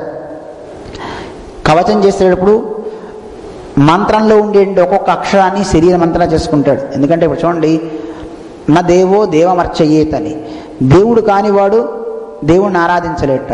అంటే నా రుద్రో రుద్రమర్చయేతని, రుద్రుడు కానివాడు రుద్రుడిని అర్చించలేదు అన్నట్టుగా ఆ దైవం యొక్క శక్తిని శరీరంలో ఇమర్చకపోతే వాడు దైవాన్ని కూడా ఆరాధన చేయలేడు. అందుకని ఆ దైవాన్ని శరీరం అంతటా ఆవాహన చేస్తారు ఆ మంత్ర బీజాలని. అందుకే శరీరం అంతా ఒక పవర్ సాగుతూ ఉంటుందండి ఆ మంత్ర బీజాలతో. అందువల్ల మన అంగుష్ట కరన్యాసాలు అంగన్యాసాలు చేస్తుంటాం చూడండి. ఓం ఓం యం ఓం రామ్ ఓం అంటూ అంగన్యాసం కరన్యాసం చేస్తూ ఉంటాం. అలాగా 3 మంత్రాలకి చేయాల్సిన వాటిని చెప్పారు. ఏమిటా 3 మంత్రాలు? నారాయణాయ విద్మహే వాసుదేవాయ ధీమహి తన్నో విష్ణు ప్రచోదయాత్ అనే నారాయణ విష్ణు గాయత్రి ఏదైతే ఉందో, నారాయణ అష్టాక్షరి మంత్రంతో, విష్ణు మంత్రంతో, వాసుదేవ షడక్షరి, అది ద్వాదశాక్షరి అంటారు, 12 అక్షరాలు కలిగినటువంటి ఈ 3 మంత్రాలతో అంగన్యాసం చేసి ఈ మంత్రాన్ని ఉపదేశం చేయాలి అని ఉపదేశం చేస్తున్నాడు. ఒక్కొక్క మంత్రాన్ని చెప్తున్నాడు ఆయనకి. హరిర్విదధ్యాన్ మమ సర్వరక్షాం న్యస్తాంఘ్రి పద్మ పతగేంద్ర పృష్ఠే దరారి చర్మాసి గదేషు చాప పాశాన్ దధానో అష్టగుణోష్టబాహు. 8 భుజాలు కలిగి, శంఖము చక్రము గద ధనస్సు ఇవన్నీ కలిగి పరమాత్మ ఎలా వచ్చేట ఆయన హరి గరుత్మంతుడి మీద వచ్చి కూర్చున్నట్టండి. అలా ఉన్నటువంటి ఆ స్వామిని ఎప్పుడు నన్ను రక్షించుగాక ఆ హరి అని, అంటే అలా ఉన్నటువంటి ఆ స్వామి యొక్క స్వరూపాన్ని తలుచుకొని ఆయన నన్ను రక్షించుగాక అని. జలేశమాం రక్షత మత్స్యమూర్తి, నీళ్లలో ఉన్నప్పుడు మత్స్యమూర్తి నన్ను రక్షించాలి, మనం రోజు చదువుకుంటూ ఉంటాం. జలే రక్షత వారాహ స్థలే రక్షత వామనః అటవ్యాం నారసింహశ్చ సర్వతః పాతు కేశవః అని. అంటే ఎక్కడెక్కడ నన్ను ఎవరెవరు రక్షించాలి? నీళ్లలోకి వెళ్తే వరాహస్వామి రక్షించాలి, భూమి మీద ఉంటే వామనుడు రక్షించాలి, అడవిలో ఉంటే నరసింహస్వామి రక్షించాలి, అంతటా నన్ను కేశవుడు రక్షించాలి అని మనం చదువుతూ ఉంటాం స్తోత్రాల్లో, పంచాయుధ స్తోత్రంలో. ఇలాగా రక్షించమని ప్రార్థన చేస్తున్నాం అనమాట పరమాత్మని, అంతటా ఉండే పరమాత్మని. తండ్రి నన్ను అంతటా రక్షించు. అందుకే మన పెద్దలు ఏ పని చేస్తున్నా ఆ పని చేసేటప్పుడు భగవన్నామని చెప్పమని చెప్తూ ఉంటారు. ఔషధం వేసుకుంటావా, ఔషధం వేస్తూ భగవన్నామని చెప్పు. ఔషధే చింతయేద్ విష్ణుం భోజనేత జనార్దనం, భోజనం చేసేటప్పుడు జనార్దన తలుచుకుని తిను. శయనే పద్మనాభంచ, పడుకునేటప్పుడు ఒకసారి పద్మనాభ అనుకుని పడుకో.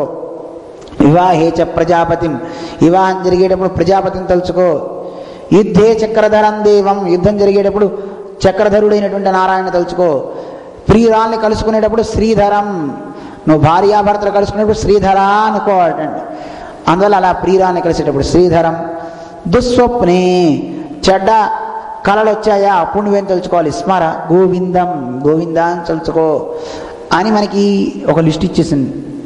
సంకటే మధుసూదనం కాననే నరసింహంచ పావకే జలసాయనం, అగ్నిలో జలసాయిని తలుచుకో అని మొత్తం అంతా ఇచ్చేసి చివరికి నువ్వేది అంటావో అనలేవో, చివరికి నువ్వు ఆ భగవన్నామం ఏదన్నా పర్వాలేదే, ఒక నారాయణ నామం ఏదో ఒకటి అనుకున్నా చాలు, నిన్ను రక్షిస్తాడు ఆ భగవంతుడు, ఆ నామాన్ని తలుచుకో అని చెప్తారు. అంటే ఆ స్వామి నన్ను అలా రక్షించాలి అని మనం ప్రార్థన చేసుకుంటాం అనమాట. అలా ఈ స్తోత్రాన్ని చెప్తూ ఈయనకు మాట చెప్తాడు, ఇగో ఇది సామాన్యమైనటువంటి స్తోత్రం కాదు, ఈ కవచం నారాయణ కవచం ఎంత గొప్పది అంటే, నారాయణ కవచాన్ని జపం చేసేటువంటి వాడి యొక్క శక్తి ఎంత గొప్పదో నీకు ఇంకొక మాట చెప్తాను అని చెప్తున్నారు అనమాట మన పెద్దలు. చిత్రరోధుడు అని ఒక ఆయన ఉన్నట్టండి. ఆ చిత్రరోధుడు ఒక గంధర్వుడు అనమాట. ఆయన ఈ జపాన్ని ఎక్కువగా ఒకసారి గంధర్వులతో కలిసి పైన అలా వెళ్తున్నట్టు ఆకాశంలో విమానంలో వెళ్తున్నాడు ఆయన. అలా వెళ్ళే సమయంలో ఒక చోట ఆయన విమానం వెళ్ళటం లేదు. ఎందుకు వెళ్ళటం లేదు, ఏమైపోయింది అని చెప్పి ఆ విమానంతో సహితంగా కింద పడిపోయాడు ఆయన. కింద పడిపోయిన తర్వాత ఒకసారి కింద చూసేసరికి అక్కడ ఏముంది అనుకుంటే, అక్కడ చూస్తే ఒక స్వామి యొక్క దేహం ఎముకలు కనపడుతున్నాయి, అక్కడ శరీరం చనిపోయిన ఉంది. ఆయన చూశారు. కౌశికుడు అనేటువంటి ఒక ఆయన, ఆయన ఎంత గొప్పవాడు అంటేట ఈ నారాయణ కవచాన్ని ప్రతిరోజు ధ్యానం చేసిన మహనీయుట. అందువల్ల అలాంటి మహనీయుడిని దాటడానికి ఆకాశంలో వెళ్ళేటప్పుడు కూడా దాటలేకపోతున్నాడు. కింద ఎక్కడో శవం ఉంది, ఆ పైనుంచి శరీరం ఉంటే ఆ పైనుంచి దాటలేకపోయాటండి. వెంటనే ఏం చేయాలో తరుణోపాయం చెప్తారు, అంతా చేస్తాడు అనుకోండి. అందువల్ల అంత గొప్ప ప్రభావం అయ్యా, అలాంటి మనిషిని దాటడానికి కూడా వీలు కాదు. అటువంటి ప్రభావవంతమైనది నారాయణ కవచం. అటువంటి కవచాన్ని శ్రద్ధతో నువ్వు చదువుకో, శత్రువుల్ని జయిస్తావని విశ్వరూపుడు చెప్పేసరికి ఆ విశ్వరూపుడు చెప్పినటువంటి దీన్ని గ్రహించి ఈయన తపశ్శక్తిని పెంచుకొని ఎప్పుడైతే ఈ నారాయణ కవచాన్ని స్మరించాడో దాంతో శత్రువులందరినీ జయించాట ఇంద్రుడు. మళ్ళీ రాజ్యం వచ్చింది, చగ్గాన్ రాజ్యం వచ్చింది. కాకపోతే ఈ విశ్వరూపుడికి మేనమామలు అనమాట అసురులంతా కూడా. అందుకని ఇతనికి 3 శిరస్సులు ఉన్నాయి. ఒక శిరస్సుతోనేమో సోమరసాన్ని తాగుతూ ఉంటాడు. అంటే యజ్ఞాలు చేస్తే యజ్ఞంలో వచ్చే ఆ సోమరసం ఉంటుంది. యజ్ఞం చేసేటప్పుడు సోమరసం అని వేస్తూ ఉంటారు, దేవతలకు ఆహుతి వేస్తారు సోమలతల యొక్క రసాన్ని. ఆ రసాన్ని చివరికి యజ్ఞం చేసిన వాళ్ళు తాగుతారు. అది ఒక ముఖంతో ఆ సోమరసాన్ని తాగుతాడట. ఇంకో ముఖంతోనేమో సురాపానాన్ని చేస్తూ ఉంటాడట, ఇంకో ముఖంతోనేమో అన్నం తింటుంటాడట. అలాంటి 3 తలకాయలు అట్ట ఉన్నాయటానికి. అలాంటి త్రిశిరసుడు అనమాట అతను విశ్వరూపుడు. అలా 3 శిరస్సులతో ఉండి మరి మేనమామలు అంటే కూడా పాపం వాళ్ళకి పాపం ఆహుతి ఇవ్వాలి కదా. ఇంద్రాయ స్వాహ, అగ్నయ స్వాహ అంటూ ఒక చేత్తో అటు వేస్తూనే వీళ్ళకి ఆ ఇంద్రుడికి తెలియకుండా హవిస్సుని వేసేట. వాళ్ళకు కూడా అసురులకు కూడా ఇస్తున్నట్ట, భాగాలు ఇస్తున్నట్ట. మరి అసురులకు ఎప్పుడైతే భాగాలు ఇవ్వడం మొదలు పెడితే వాళ్ళకి శక్తి పెరిగిపోతుంది కదా. గ్రహించాడు ఇంద్రుడు, కోపం వచ్చేసింది. కోపం ఎంత చెడ్డదండి. క్రుద్ధోహన్యాత్ గురువునపి అని రామాయణంలో మన సుందరకాండలో చెప్తారు. కోపం వస్తే కోపం కలిగిన వాడు గురువునైనా చంపేస్తాడని. కరెక్ట్గా ఇది ఇంద్రుడు చేశాడండి ఆ పని. విశ్వరూపుడు శిరస్సుల్లో ఖండించేసేటండి. దాంతో అతనికి బ్రహ్మహత్యా పాతకం తగిలింది. మరి గురువుగారిని చంపకూడదు కదండి. గురువుని చంపితే ఎంత దోషం అది. గోస్తేయకం, సురాపానం, భ్రూణహత్య ఇవన్నీ మనకి బ్రహ్మహత్యా పాతకాల్లో ఒకటండి. చంటి పిల్లల్ని చంపేయడం, కడుపులో ఉండగానే మాకు ఆడపిల్ల అయితే వద్దని చంపేయటం, పుట్టాక చంపేయటం, అబార్షన్ చేయటం, అంటే కడుపులో ఉండగానే చేసేస్తుంటారట కదండి. దాన్ని ఆ జీవిని చంపేస్తుంటారట కదా వద్దనుకుని. అవన్నీ చేయడం అనేది బ్రహ్మహత్యా పాతకాల్లో ఒకటండి. బాబా ఈయనకి తగిలింది ఆ బ్రహ్మహత్యా పాతకం, ఏం చేయాలి అందుకని ఇంద్రుడు చాలా కష్టాలు పడ్డాడండి. ఎన్ని కష్టాలు చెప్పడానికి వీలు కాదు. ఇంద్రుడు పడ్డ కష్టాలు ఇంకెవరు పడలేదు. వెంటనే అక్కడి నుంచి ఇంద్రుడు ఏం చేయాలి, ఆ బ్రహ్మహత్యా పాతకాన్ని పోగొట్టుకోవడానికి ఈ నలుగురికి పంచిపెట్టేట మహర్షులందరూ చెప్తే స్త్రీలకి పంచాడు, వృక్షాలకి పంచాడు, భూమికి పంచాడు, అలాగే నీటికి పంచాడు. ఈ 4టికి బ్రహ్మహత్యా పథకాన్ని ఇచ్చేట. ఒక్కొక్కటి తీసుకున్నందుకు దానికి ఒక లాభాన్ని కలిగించేట. నీటికి ఇచ్చేట. నీటికి ఆ బ్రహ్మహత్యా పథకం ఎలా తీసుకుంటుందంటే నీళ్లు ప్రవహించేటప్పుడు నురుగు బాగా వస్తుంది. ఆ నురుగే దోషం అంటారు, బ్రహ్మహత్యా పాతకం అంటారు. ఆ బ్రహ్మహత్యా పాతకాన్ని తీసుకుంటాం వల్ల నీటికి ఒక వరాన్ని ఇచ్చాడు. నువ్వు దేన్నైనా తడపగలిగే శక్తి నీకు బాగా పెరిగే శక్తి వస్తుంది, దానికి ఒక వరాన్ని ఇచ్చేట. అలాగే చెట్లకి, ఆ చెట్లకు కూడా బ్రహ్మహత్యా పాతకం అవి కూడా తీసుకున్నాయి, మేము కూడా కొంత భాగాన్ని పంచుకుంటాం. చెట్లకి ఆ బ్రహ్మహత్యా పాతకం తీసుకుంటే వాటికి జిగురు రూపంలో తుమ్మ జిగురులా వస్తుంటుంది చూడండి ఒకసారి. దానికి ఆ తర్వాత వాటికి ఉండే పెలసలు అంటారు కదా, పేళ్ళు ఇలా వస్తుంటాయి చూసారా, అవన్నీ కూడా బ్రహ్మహత్యా పాతకం వల్ల వాటికి అవి ఇచ్చినట్టు. స్త్రీలకి రజోదోషం అంటూ ఉంటారు 4 రోజులు. అందువల్ల వాళ్ళకో వరం ఇచ్చాడు, స్త్రీ జాతి ఎంత బాగుండాలని వాళ్ళకో వరాన్ని ఇచ్చాడు. వాళ్ళకి శక్తి బాగా పెరగాలి, ఆనందమైనటువంటి విషయాలు అనుభవించే విషయంలో మంచి శక్తి కలగాలని వాళ్ళకి ఇచ్చేట. అలాగా ఆడవాళ్ళకి ఇచ్చాడు, దేవతలకి ఇచ్చాడు. తర్వాత భూమికి కూడా అది కూడా తీసుకుందట ఒక బ్రహ్మహత్యా పాతకంలో ఒక భాగాన్ని. అందువల్ల ఒక నేలలో అసలు ఏవి పండవు, చవటి నేల అంటుంటారు చూడండి, ఊసర నేల అంటుంటారు, దాంట్లో ఏది నాటినా ఏది రాదండి మొక్క. అలాంటిది అది తీసుకోవడం వల్ల భూమికి ఒక వరాన్ని ఇచ్చేట. ఎక్కడైనా కనుక భూమికి కనుక గర్తం కలిగితే దానంతా అదే పూడుకుపోయి ఒక శక్తి దానికి ఉంటుంది, అలా మొత్తం అక్కడ ఫిలప్ అయిపోతుంది అని ఒక వరాన్ని దానికి ఇచ్చేసేట.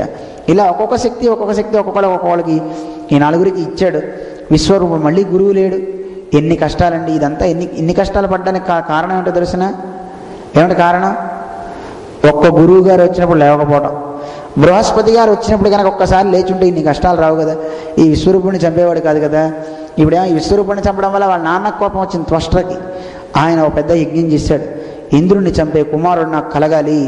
ఇంద్ర శత్రువర్ధస్వ, ఇంద్రుడిని చంపే శత్రువా నీకు బలం పెరుగుగాక, ఇంద్రుడిని చంపే కుమారుడా నీకు బలం పెరుగుగాక అంటూ హోమం చేసేటండి.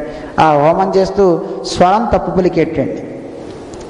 ఇంద్రుడిని చంపే పిల్లవాడు అనాల్సింది పోయి ఇంద్రుడి చేత చంపబడే శత్రువు పుట్టాలి అని అన్నట్టండి. ఇంద్రుడి చేత చంపబడేవాడు ఎందుకంటే ఇప్పటికే ఒకడు పోయాడు, ఇంకోని సృజించేట. వాడు వచ్చాడు బయటికి, త్వాష్ట్రా అనే పేరు వాడికి. అప్పుడు మనం తిడుతుంటాం కదా, అరే త్వాష్ట్రా అంటుంటాం కదా, ఆ త్వాష్ట్రా అనే పేరుతో ఒకడు వచ్చాడండి. వాడు ఎంత ఉన్నాడంటే ఒక 100 మంది కుంభకర్ణులకి సాటి రాడండి. వాడు అందరికంటే చాలా గొప్పవాటండి వాడు. అలా వాడు వృత్రాసురుడు అని పేరు అతనికి. ఆ వృత్రాసురుడు పెద్ద దేహాన్ని పొంది ఆ దేహంతో ఎలా అయినా సరే ఇంద్రుడిని సంహరించాలి అని బయలుదేరి సైన్యం అందరితో తనకి బోడంత సైన్యాన్ని తీసుకుని వెళ్తాడు. యుద్ధ రంగంలో వృత్రాసురుడికి వీళ్ళకి యుద్ధం జరుగుతుంది ఇంద్రుడికి. ఆ యుద్ధంలో అసలు దేవతలంతా కూడా పలాయనం చేస్తూ ఉంటారు, ఎవరి వల్ల కాదు. అప్పుడు ఏం చేయాలి, విష్ణువుని ప్రార్థన చేస్తాడు ఇంద్రుడు దేవతలతో కలిసి. అప్పుడు ఇంద్రుడికి స్వామి ఒక రకమైనటువంటి మానసికమైనటువంటి భావనతో ఒక విషయాన్ని చెప్తాడు. ఆయన నువ్వు వెళ్ళు, దధీచి అని ఒక మహర్షి ఉన్నాడు, ఆ మహర్షి దగ్గరికి వెళ్ళి చక్కగా ఆయన దేహంలో ఉండే అవయవాలను అడుగు, అతను నీకు శక్తిని ఇస్తాడు. అతను ఆ ఇంద్రియాలన్నింటినీ, ఆ అవయవాలన్నింటినీ కలిపి ఒక ఆయుధంగా తయారు చేసుకోండి, దాంతో అతను మరణిస్తాడు. ఎందుకంటే ఈ దధీచి సామాన్యుడు కాదు, నిత్యం నారాయణ కవచాన్ని అనుసంధానం చేసే మహానుభావుడు.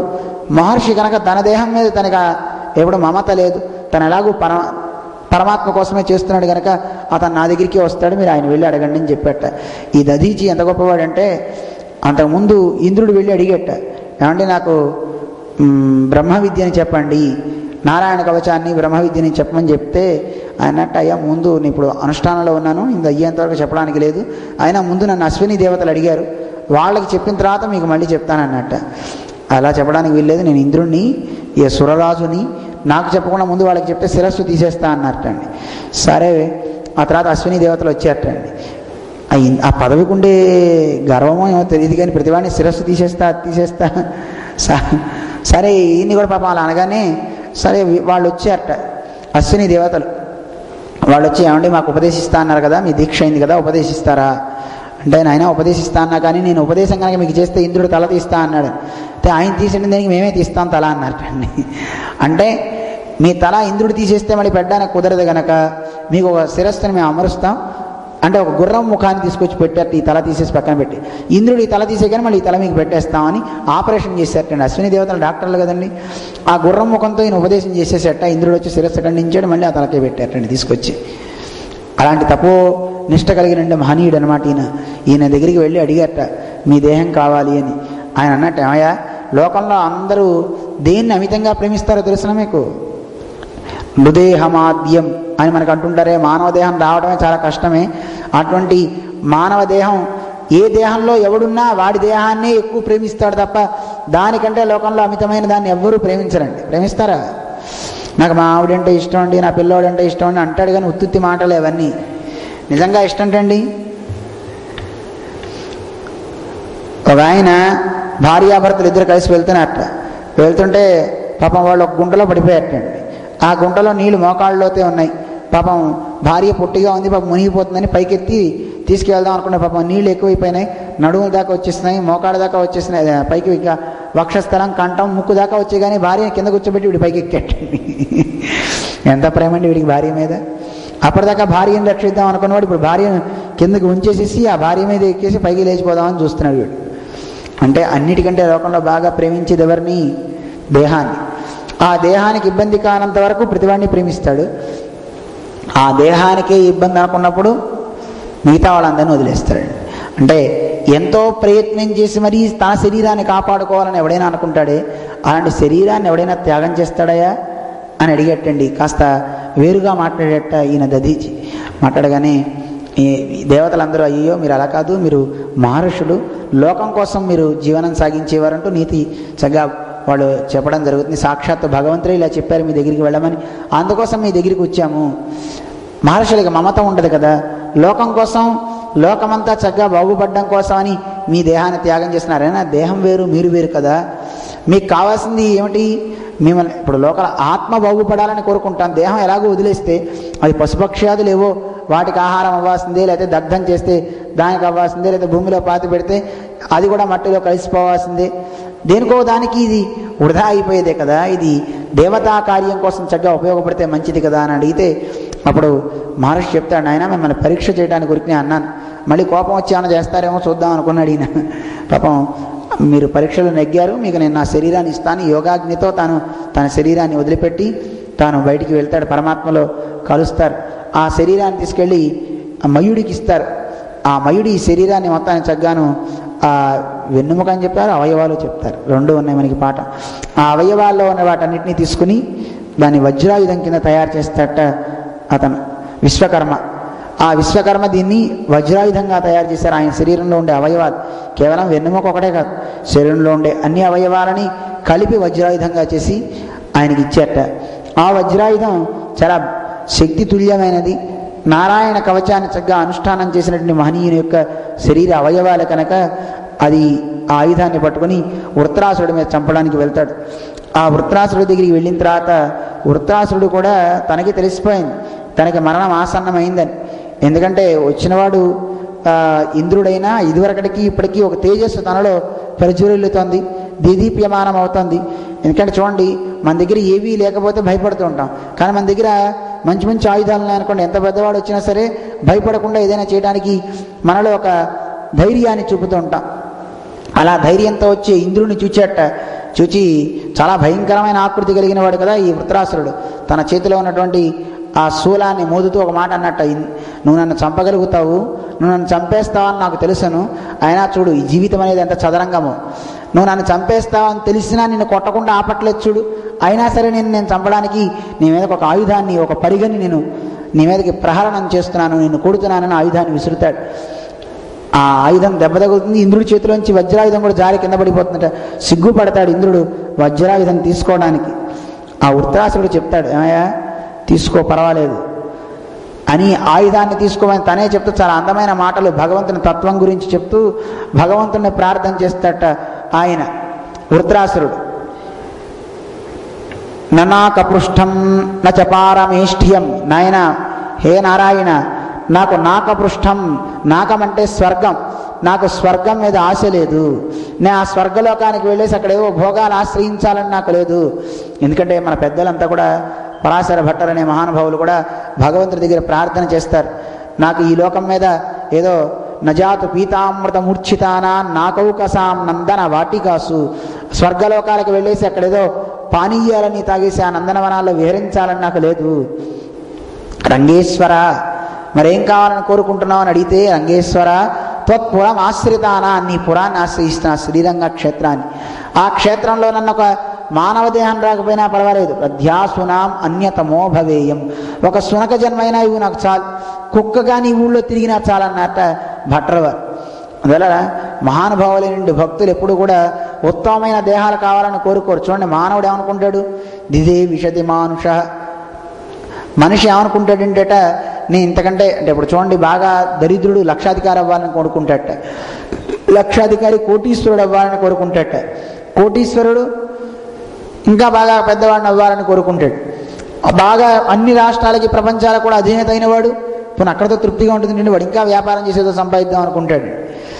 సంపాదించేసి వాడు ఈ ప్రపంచానికి ఒక అధినేత అవ్వాలనుకుంటాడు. ప్రపంచానికి అధినేత వాడేమనుకుంటాడు, నేను ఒక దేవతనైతే బాగుండు అనిపిస్తుంది, దేవతకి ఇంద్రుడైతే బాగుండు అనిపిస్తుంటండి. ఆ ఇంద్రుడికి ఏమనిపిస్తుందిరా, నేను కూడా ఎప్పుడు ఈ డ్యూటీ ఏమిటి నాకు ఇంద్రుడిగా, చక్కగా నేను కూడా బ్రహ్మ అయితే చక్కగా బొమ్మలు చేసుకుంటూ ఒక్కొక్కడిని నా పదవికి రాకుండా ఇబ్బంది పెట్టకుండా నేను తయారు చేసేసుకుంటాను వాడు అనుకుంటాడు ఇంద్రుడు.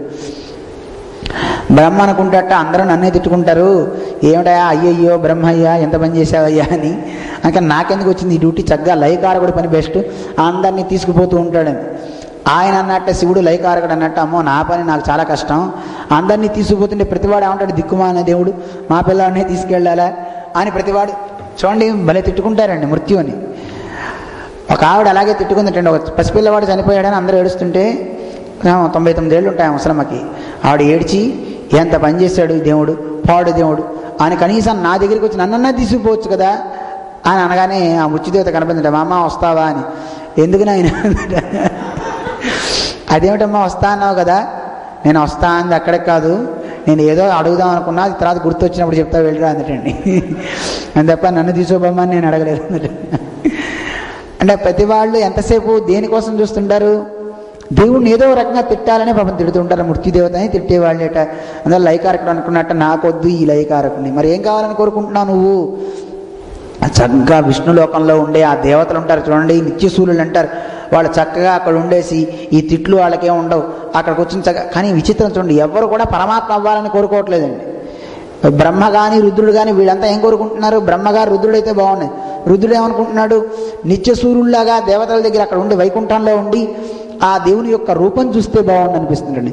మరి ఆ నిత్యసూర్యులు ఏమనుకుంటారు సార్, వాళ్ళు అనుకునేది ఇదిటండి, భగవంతుడు ఏంటి దివ్య దేశాలు ఏవైతే ఉన్నాయో ఆ దివ్య దేశాల్లో ఒక భిక్షుకుడుగా ఒక యాచకుడిగా బతికితే చాలని కోరుకుంటారట. ఎందుకని, భగవద్భక్తులు తాము ఆరగించిన ప్రసాదాన్ని ఇస్తే ఆ శేష ప్రసాదం తీసుకోవాలని వాళ్ళు కోరుకుంటారటండి. అంటే భగవంతుడు ఆరగించిన ప్రసాదం వాళ్ళకి తిని బోరు కొట్టింది వైకుంఠంలో, అందుకని ఆ భగవత్ ప్రసాదాన్ని తిన్న భక్తుల యొక్క ప్రసాదం తినాలనుకుంటున్నట్టు శేష ప్రసాదం. ఎంత గొప్ప భక్తుడండి. ఏది గొప్పదండి? ఈ భిక్షుకుడు అవడమే గొప్పదిటండి. అందుకే ఈ భావం కలిగిన పెద్దలు, పూర్వం పెద్దలైన సన్యాసులు శ్రీరంగ క్షేత్రానికి వెళ్ళినప్పుడు యాచకులను చూసి ఇది స్మరించి ఒకసారి నిత్యసూర్యుడే అక్కడికి వచ్చారని అనంత గరుడా అని వెళ్ళి వాళ్ళని కౌగిలించేసుకునేవారటండి. ఆ భిక్షుడి పాపం వడిలిపోయేవాట, భయపడిపోయి అయ్యో నేను ఎవరిని కాదండి, వదిలేండి నన్ను, వదిలేండి నన్ను, వదిలేండి. అంటే వీళ్ళ భావం చూడండి ఎంత గొప్ప భావం. ఆ వచ్చినవాడు, అక్కడ ఉన్నవాడు దివ్యక్షేత్రాల్లో గుడి ముందు కూర్చునేవాళ్ళు కానీ అక్కడ యాచన చేసేవాళ్ళు సామాన్యులు కాదండి. కాకపోతే ఈ రోజుల్లో మరి ప్రసాదం తీసుకోవట్లేదు కానీ పైసలు ఎవడు అడుగుతున్నా సామాన్యులుగా ఉండరండి. వచ్చినవాడు ఎవడు కూర్చున్నాడో అక్కడ దేవుడే. ఈ నిత్యసూర్యుల యొక్క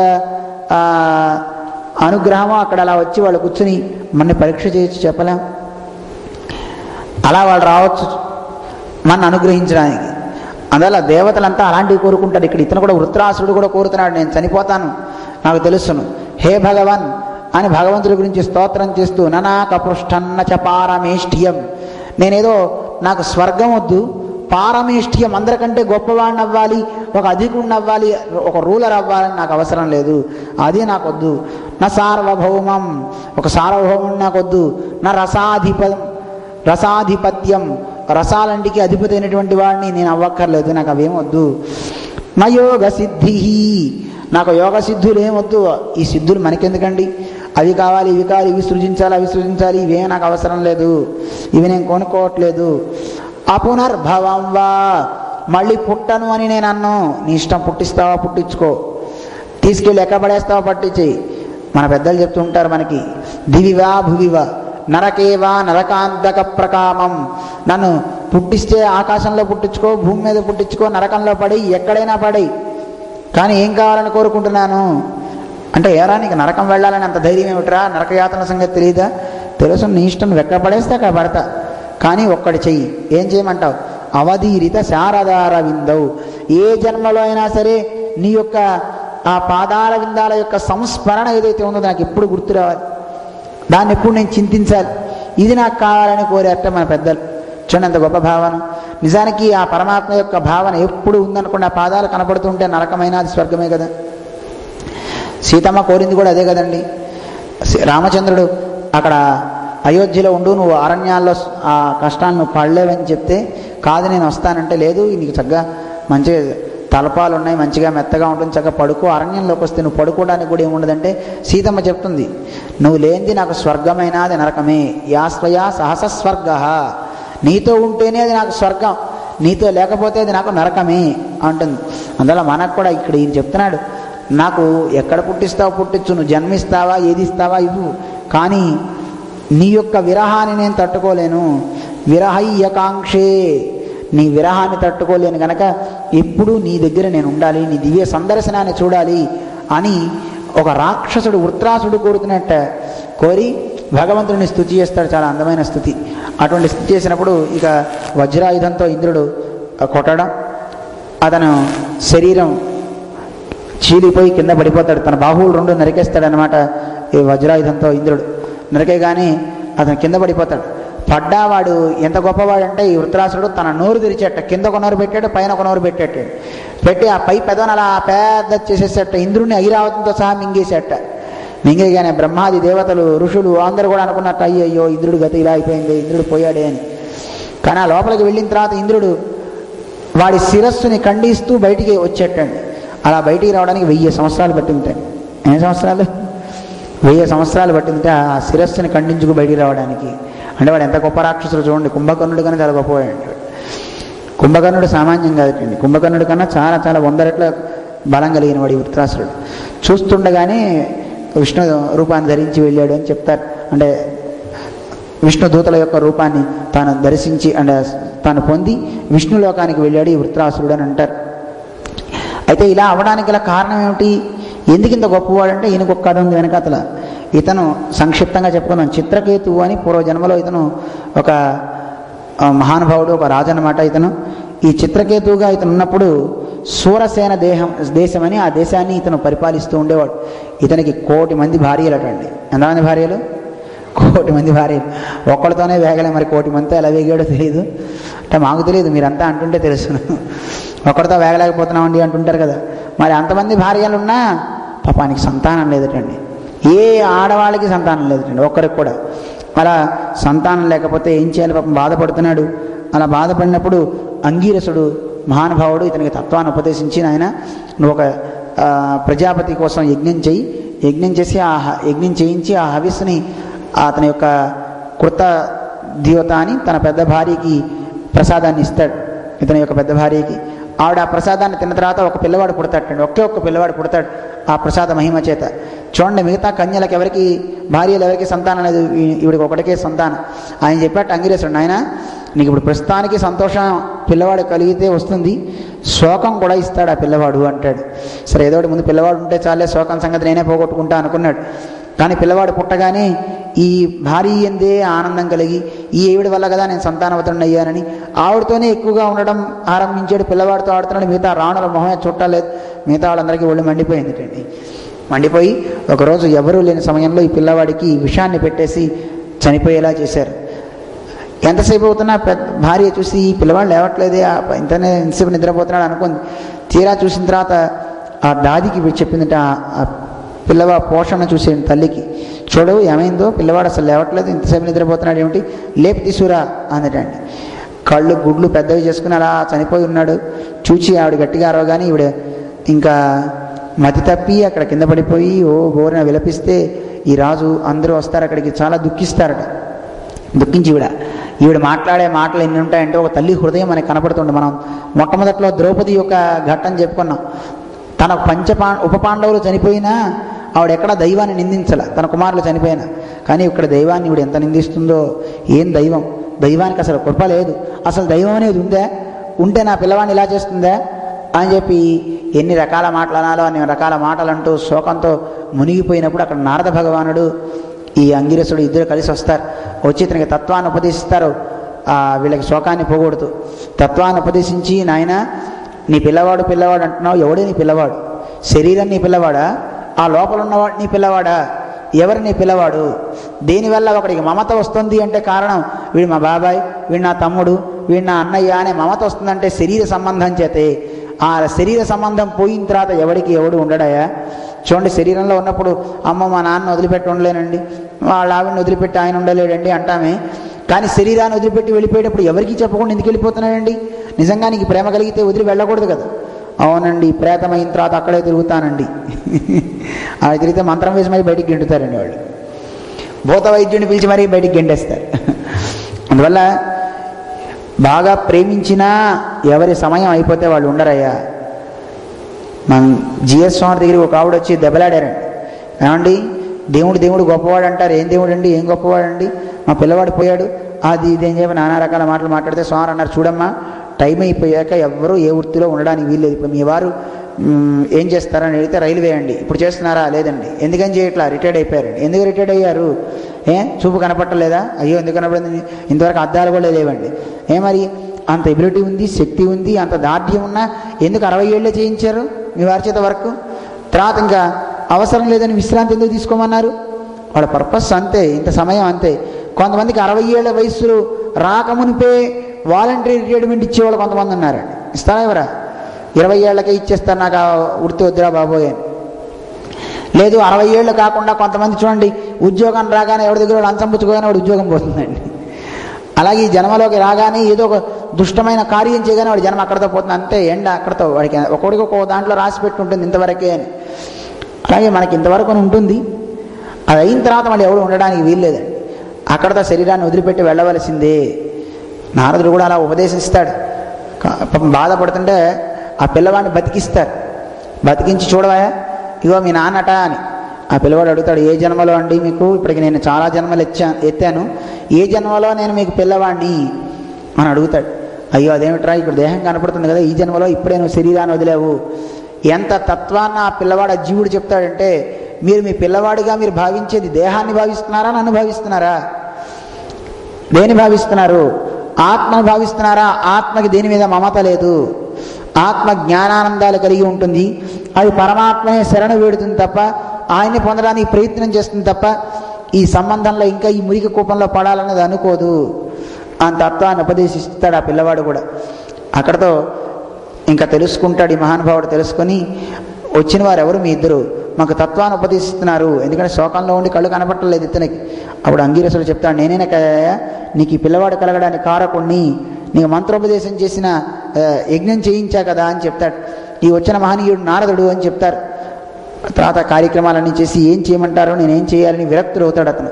అతనికి మంత్రోపదేశం చేస్తారు. ఓం నమో తుభ్యం భగవతే, ఒకసారి చెప్పండి చాలా. ఓం నమో తుభ్యం భగవతే వాసుదేవాయ ధీమహి ప్రద్యుమ్నాయ అనిరుద్ధాయ నమః సంకర్షణాయ చ నమో విజ్ఞానమాత్రాయ పరమానందమూర్తయే ఆత్మారామాయ శాంతాయ నివృత్తద్వైతదృష్టయే అంటూ పరమాత్మ యొక్క వైభవాన్ని చెప్తూ ఈ నామాన్ని చెప్పేట. ఓం నమో తుభ్యం భగవతే అని, భగవతే అంటే ఆ షాడ్గుణ్య పూర్తి కలిగిన వాడు, జ్ఞాన శక్తి బల ఐశ్వర్య వీర్య తేజస్సులు కలిగిన వాడు ఆ పరమాత్మ అని, ఆ పరమాత్మ యొక్క షాడ్గుణ్య పూర్తిని చెప్తూ ఆయనకి పేరు వాసుదేవ అని పేరు, ప్రద్యుమ్న అని పేరు, అనిరుద్ధ సంకర్షణ అని ఆయన చేసేటువంటి క్రియలు ఎన్ని చేస్తాడు ఆ పరమాత్మ అని, ఆయనే గొప్ప విజ్ఞానం కలిగిన వాడు అని ఆ పరమాత్మ యొక్క వైభవాన్ని చెప్తూ మంత్రోపదేశాన్ని చేస్తే ఆ మంత్రాన్ని చక్కగా అధిష్ఠించి చక్కని నిష్ఠతో ఉన్నటువంటి మహనీయుట విష్ణుభక్తి, అచంచలమైనటువంటి విష్ణుభక్తి కలిగిన వాడు. అలా కలిగి ఇతనికి ఆ మంత్రశక్తి చేత ఎన్నో సిద్ధులు వచ్చేటండి. ఆకాశ గమనం వచ్చింది. ఒకసారి ఆ ఆకాశ గమనంతో అతను వెళ్తూ కైలాసానికి వెళ్ళేట. పార్వతీదేవి శివుడి యొక్క అంకం మీద కూర్చుని ఉంది, పరమర్షులంతా ఉన్నారు. అందరూ చూస్తుండగా ఆలింగనం చేసుకుని ఉన్నట్ట శివుడు. అది చూసి ఇతను గట్టిగా నవ్వేట. పాపం నవ్వి, అయ్యో ఇంతమంది ఉన్నప్పుడు ఇలా ఉన్నారేమిటి అని. పార్వతీదేవి కోపం వచ్చి, నీచ బుద్ధితో చూస్తావా, ఇంతమంది మహర్షులు తత్వవేత్తలు ఉంటే వీళ్ళకన్నా నువ్వు గొప్పవాడివే, ఇలాంటి మాటను ఎవరు అన్నది నువ్వు అనర్చన అని వెంటనే నువ్వు అసురయోనుల్లో పడిపోతావు అని శాపం పెట్టేసింది ఆవిడ. శాపం పెట్టగానే ఇతను వెంటనే ఆకాశగమనం చేస్తూ వెంటనే నమస్కారం చేసి పార్వతీదేవికి, తల్లి నువ్వు ఇచ్చినటువంటి ఆ శాపాన్ని నేను అంగీకరిస్తున్నా, అయితే నీ మీదేదో భయంతోనో ఈ పాపాన్ని పోగొట్టమనో నేను కోరట్లేదు. ఇప్పుడు నువ్వు నాకు శాపం వచ్చింది, ఇలా నేను రాక్షస జన్మ ఎత్తుతున్నానంటే ఏదో పూర్వజన్మలో నేను చేసుకున్న కర్మ ఏదైతే ఉందో ఆ కర్మే నా చేత అలా చేయిస్తుంది తప్ప నువ్వు పెట్టిన శాపానికి నేను అలా అవుతున్నానని మాత్రం నేను అనుకోవట్లేదు. మిమ్మల్ని మనస్సుని కనుక బాధ పెట్టినట్టయితే క్షమించండి అని వెళ్ళిపోతాడు. నిజానికి పార్వతీదేవిని కూడా శపించగలిగే శక్తి కలిగిన సిద్ధ పురుషుడితను. పరమేశ్వరుడు మాత్రం ఏం మాట్లాడలేదట. నంది భృంగి ఇంతమంది ఉన్న వాళ్ళు ఏం మాట్లాడలేదట. పార్వతీదేవి కోపం వచ్చింది, అలా తిట్టేసింది, పాపం శాపం పెట్టింది ఆవిడ. వెంటనే రుద్రుడు చిరునవ్వు నవ్వి పార్వతికి ఉపదేశం చేస్తాడు, ఇదిగో పరమశివుడి పరమాత్మ అయినటువంటి ఆ నారాయణుడు సామాన్యుడు కాదు, ఈ లోకాలన్నీ సృజించిన వాడు ఆయన తత్వాన్ని ఎవ్వరం ఎరగలేం మనందరం. ఆ హరి ఎంత గొప్పవాడు, ఆయన భక్తులు ఇంకా గొప్పవాళ్ళు. చూసావా, నువ్వు అంత శాపం పెట్టినా నేను క్షమించమని చెప్పాడు, కారణం ఏదో చెప్పలేదు, కారణం నేనే కారణం, మత్ పాపమేవ, నాదే పాపం అనుకున్నాడు తప్ప, నేనేదో పూర్వజన్మలో చేసిన పాపం అనుకున్నాడు తప్ప తను ఏ కారణం చెప్పలేదు. అదే మనం చూడండి, ఎలా ఎందుకురా ఇలా చేసావు, ఇలా అయ్యావంటే ఏమండి నేను కాదండి, నాకు కారణం వాడండి, వాడు చేయడం వల్ల నేను ఇలా అయ్యానండి, నన్ను వాడు తిట్టాడండి, వీడు తిట్టాడండి అని 100 కారణాలు చెప్తాం. కానీ ఇతనేం చెప్తున్నాడు, నాదే కారణం, నాదే తప్ప కారణం ఇంకేది కాదు, నా పాపమే నన్ను ఇలా చేయించింది, దాన్ని అనుభవిస్తున్నాను నేను ఇలాగా అని తాను చెప్పాడు కదా. చూసావంత గొప్ప భక్తుడో, అందుకే విష్ణు భక్తులు అంటే నాకు ప్రియం అని రుద్రుడు చాలా అందంగా చెప్తాడనమాట విశేషాన్ని ఇక్కడ. అలా అతనే రాక్షస జన్మని ఈ వృత్రాసుడిగా పుట్టాడు, రాక్షసుడు అయ్యాడు అని పూర్వకథని మనకి పరిచయం చేస్తారనమాట. అలా ఈ వృత్తాంతాన్ని తగ్గ ఎవరు స్మరిస్తారో వాళ్ళకి మంచి శక్తి కలుగుతుంది అని చెప్తారు. అందువల్ల ఈ వృత్తాంతం ద్వారా మనం తెలుసుకోవాల్సినవి కూడా, ఆచార్య నింద చాలా దోషము, అసహ్యాపచారం అంటారు దాన్ని. ఏమంటారు? అసహ్యాపచారం, చెప్పడానికి వీలు కాదుటండి. అందువల్ల గురు నింద చాలా తప్పు. ఒక గురు నింద చేయడం వల్ల ఎంత ప్రాబ్లమ్స్ వచ్చినాయి చూడండి. ఆఖరికి వృత్రాసుడిని చంపడం వల్ల కూడా ఇంద్రుడికి బ్రహ్మహత్యా పాతకం తగిలిందిటండి. ఆ బ్రహ్మహత్యా పాతకం తగిలి అంటే అది ఎలా వస్తుంది అంటే, ఒక ముసలి స్త్రీ రూపంలో జుట్టంతా విరబోసుకొని అది వదిలేంటి ఆ శ్వాస ఎంత దుర్భరమైన వాసన వస్తుందని చెప్పడానికి వీలు కాదుటండి. అలాంటి దుర్భరమైనటువంటి వాసన చాలా నీచమైనటువంటి వాసన, అసలు అక్కడ ఉండలేనే పరిస్థితి అనమాట అండి. అలాంటిది ఇంద్రుడు వెంట వస్తూ ఆగు ఆగు నేనున్నా నీ పడుకున్నా ఎక్కడున్నా అది కనపడుతూనే ఉంటుంది అండి. దాని నుంచి తప్పించుకోలేక ఎక్కడికి తిరిగినా ఎక్కడికి వెళ్ళినా అది వస్తూనే ఉంటుంది అండి ఆ బ్రహ్మహత్యా పథకం.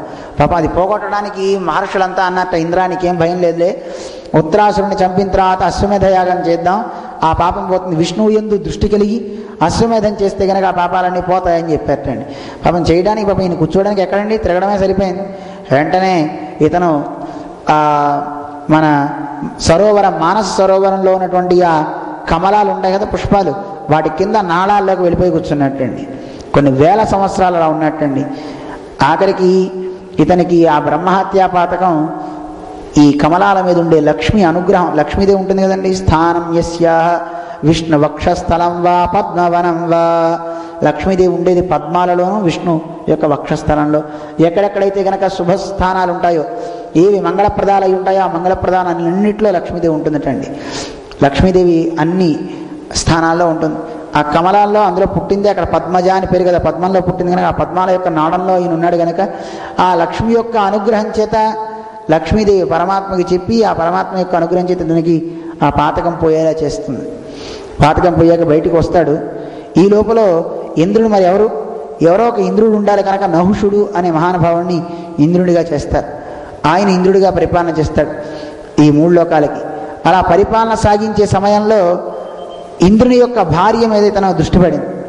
ఆవిడని అనుభవిస్తే బాగుండు, ఆవిడ దగ్గరికి వెళ్ళాలనిపించింది. కబురు పెట్టేట ఏం చేయాలి, ఆవిడ వెంటనే ఆచార్యుల యొక్క ఆజ్ఞని తీసుకుని ఏం చేస్తే దీన్ని తప్పించుకోవచ్చు అని వెంటనే ఆవిడ కబురు పెట్టిందట. నాయనా రావచ్చు నువ్వు, అయితే వచ్చేటప్పుడు మా ఇంద్రుడు అంటే నా నిజమైన భక్త ఎలా అయితే గనక మహర్షులందరూ పల్లకీలో తీసుకొస్తారో అలా మహర్షులందరి చేత సప్తఋషులంతా కూడా నేను మోసుకుని తీసుకొస్తే చక్కగా బాగుంటుంది, వాడు రా అని కబురు పెట్టించండి, ఆ వాహనం మీద రా. సప్తఋషులందరినీ కూడా వాహనంగా చేసుకుని నేను వస్తున్నట్ట. పాపం కామోద్రేకంతో ఉండి సర్ప సర్ప జరగండి జరగండి వెళ్ళండి వెళ్ళండి అని కాళ్ళతో తన్నట్టండి వాళ్ళని మహర్షుల్ని. మామూలుగా మోసుకెళ్తున్నారు, ఫోన్లో అడిగాడు కదా అని, దాని తోడు కాళ్ళతో తన్ని సర్ప సర్ప అన్నాడు కనుక సర్పోభవ అని శాపం పెట్టారు. నువ్వు సర్పంగా మారిపోను కానీ వాడు సర్పంగా మారిపోయి స్వర్గం నుంచి జారి కింద పడ్డాడు, పతితుడు అయిపోయాడు, నహుషుడు అంటారు. తర్వాత బాబోయ్ ఇలా ఉంటే కష్టమని వీళ్ళంతా ఇంద్రుడిని బయటికి తీసుకొస్తారు. అదే లక్ష్మి యొక్క అనుగ్రహంతో అని అయి ఇంద్రుడిని తీసుకొచ్చిన తర్వాత ఇంద్రుడి యొక్క ఆ బ్రహ్మహత్య పాతకం పోవటానికి యజ్ఞం చేయిస్తారు. అశ్వమేధ యాగాన్ని విష్ణువు యందు దృష్టి నిలిపి చేయిస్తారు. దాంతో బ్రహ్మహత్యా పాతకం అతనికి పోతుంది, అతను మళ్ళీ త్రిలోకాధిపతి అవుతాడు అంటారు. ఏదైనా అన్నిటికంటే గొప్ప పాపం ఏది అంటే పరమాత్మను తిట్టినా పర్వాలేదేమో కానీ ఆయన భక్తుల్ని అలాగే ఆ గురువుని నిందించడం అనేది మంచిది కాదు అంటారు. ఈ రెండింటిని అసఖ్యాపచారం అంటూ ఉంటారు. అలా అట్లాంటి నింద చేయకూడదు. నింద చేస్తే చూసారా ఎంత నీచమైనటువంటి ప్రవృత్తులకు వెళ్ళవలసి వచ్చిందో ఇంద్రుడు అని మనకి దృష్టాంతాన్ని చూపిస్తారు. అలాంటి స్థితి మనిషికి కలగకూడదు. అంటే దృష్టిలో పెట్టుకోండి, ఇంద్రుడు అంటే మనం అని చెప్పాం, బృహస్పతి అంటే బుద్ధి అని చెప్పాం. ఎక్కడ బుద్ధిని మనం సరిగ్గా స్వీకరించలేదో, దాని ఉపస్థితిలో సరిగ్గా పెట్టుకోకపోతే బుద్ధి వెళ్ళిపోతే మనిషి ఎంత దిగజారుతాడంటే వాడిలో నీచ భావాలు వస్తాయి. వాడి దగ్గరికి ఎవడూ రాలేనంత కుసంస్కారాలు, అవే కువాసన, చెడ్డ వాసన అంటే. అలాంటి వాసన ఇవన్నీ దుర్భరమైనటువంటి చెడ్డ అలవాట్లు వీడికి వచ్చి ఎవడు వీడి దగ్గరికి రాడండి. వీడు ఎక్కడ అడుగు పెడితే అక్కడ పతనమే తప్ప ఇంకోటి ఏమి ఉండదు. అదే గురుభక్తి కలిగిన వాడు ఎంత గొప్ప మహానుభావుడు అవుతాడంటే వాడు ఎక్కడ అడుగు పెడితే అక్కడ సుభిక్షం. అందువల్ల మనందరికీ ఆచార్య భక్తి కావాలి. ఆచార్య భక్తితో సాక్షాత్తు భగవంతుడే లభిస్తాటండి. భగవల్లాభం ఆచార్యనాలే అంటారు మన ఆచార్యులు, పెళ్ళే లోకాచార్య స్వామి. భగవంతుడు నీకు రావాలి అంటే ఆచార్యుని కృపతోనే అంటారు. అటువంటి ఆచార్య నిష్ట మనకి ఈ ఘట్టం ద్వారా రావాలి అని మనం ప్రార్థన చేసుకుంటూ హరయే నమః హరయే నమః హరయే నమః. మంగళం కౌసలేంద్రాయ మహనీయ గుణాత్మనే చక్రవర్తి తనోజాయ సార్వభౌమాయ మంగళం. శ్రీయకాంతాయ కళ్యాణ నిధయే నిధయేర్థినాం శ్రీవేంకట నివాసాయ శ్రీనివాసాయ మంగళం. నీలాచల నివాసాయ నిత్యాయ పరమాత్మనే సుభద్రా ప్రాణనాథాయ శ్రీజగన్నాథాయ మంగళం. మంగళాశాసనపరైరమదాచార్య పురోగమైః సర్వైశ్చ పూర్వైరాచార్యైః సత్కృతాయాస్తు మంగళం. శ్రీమతే రమ్యజామాతృమునీంద్రాయ మహాత్మనే శ్రీరంగవాసినే భూయాత్ నిత్యశ్రీర్నిత్యమంగళం. జై శ్రీమన్నారాయణ.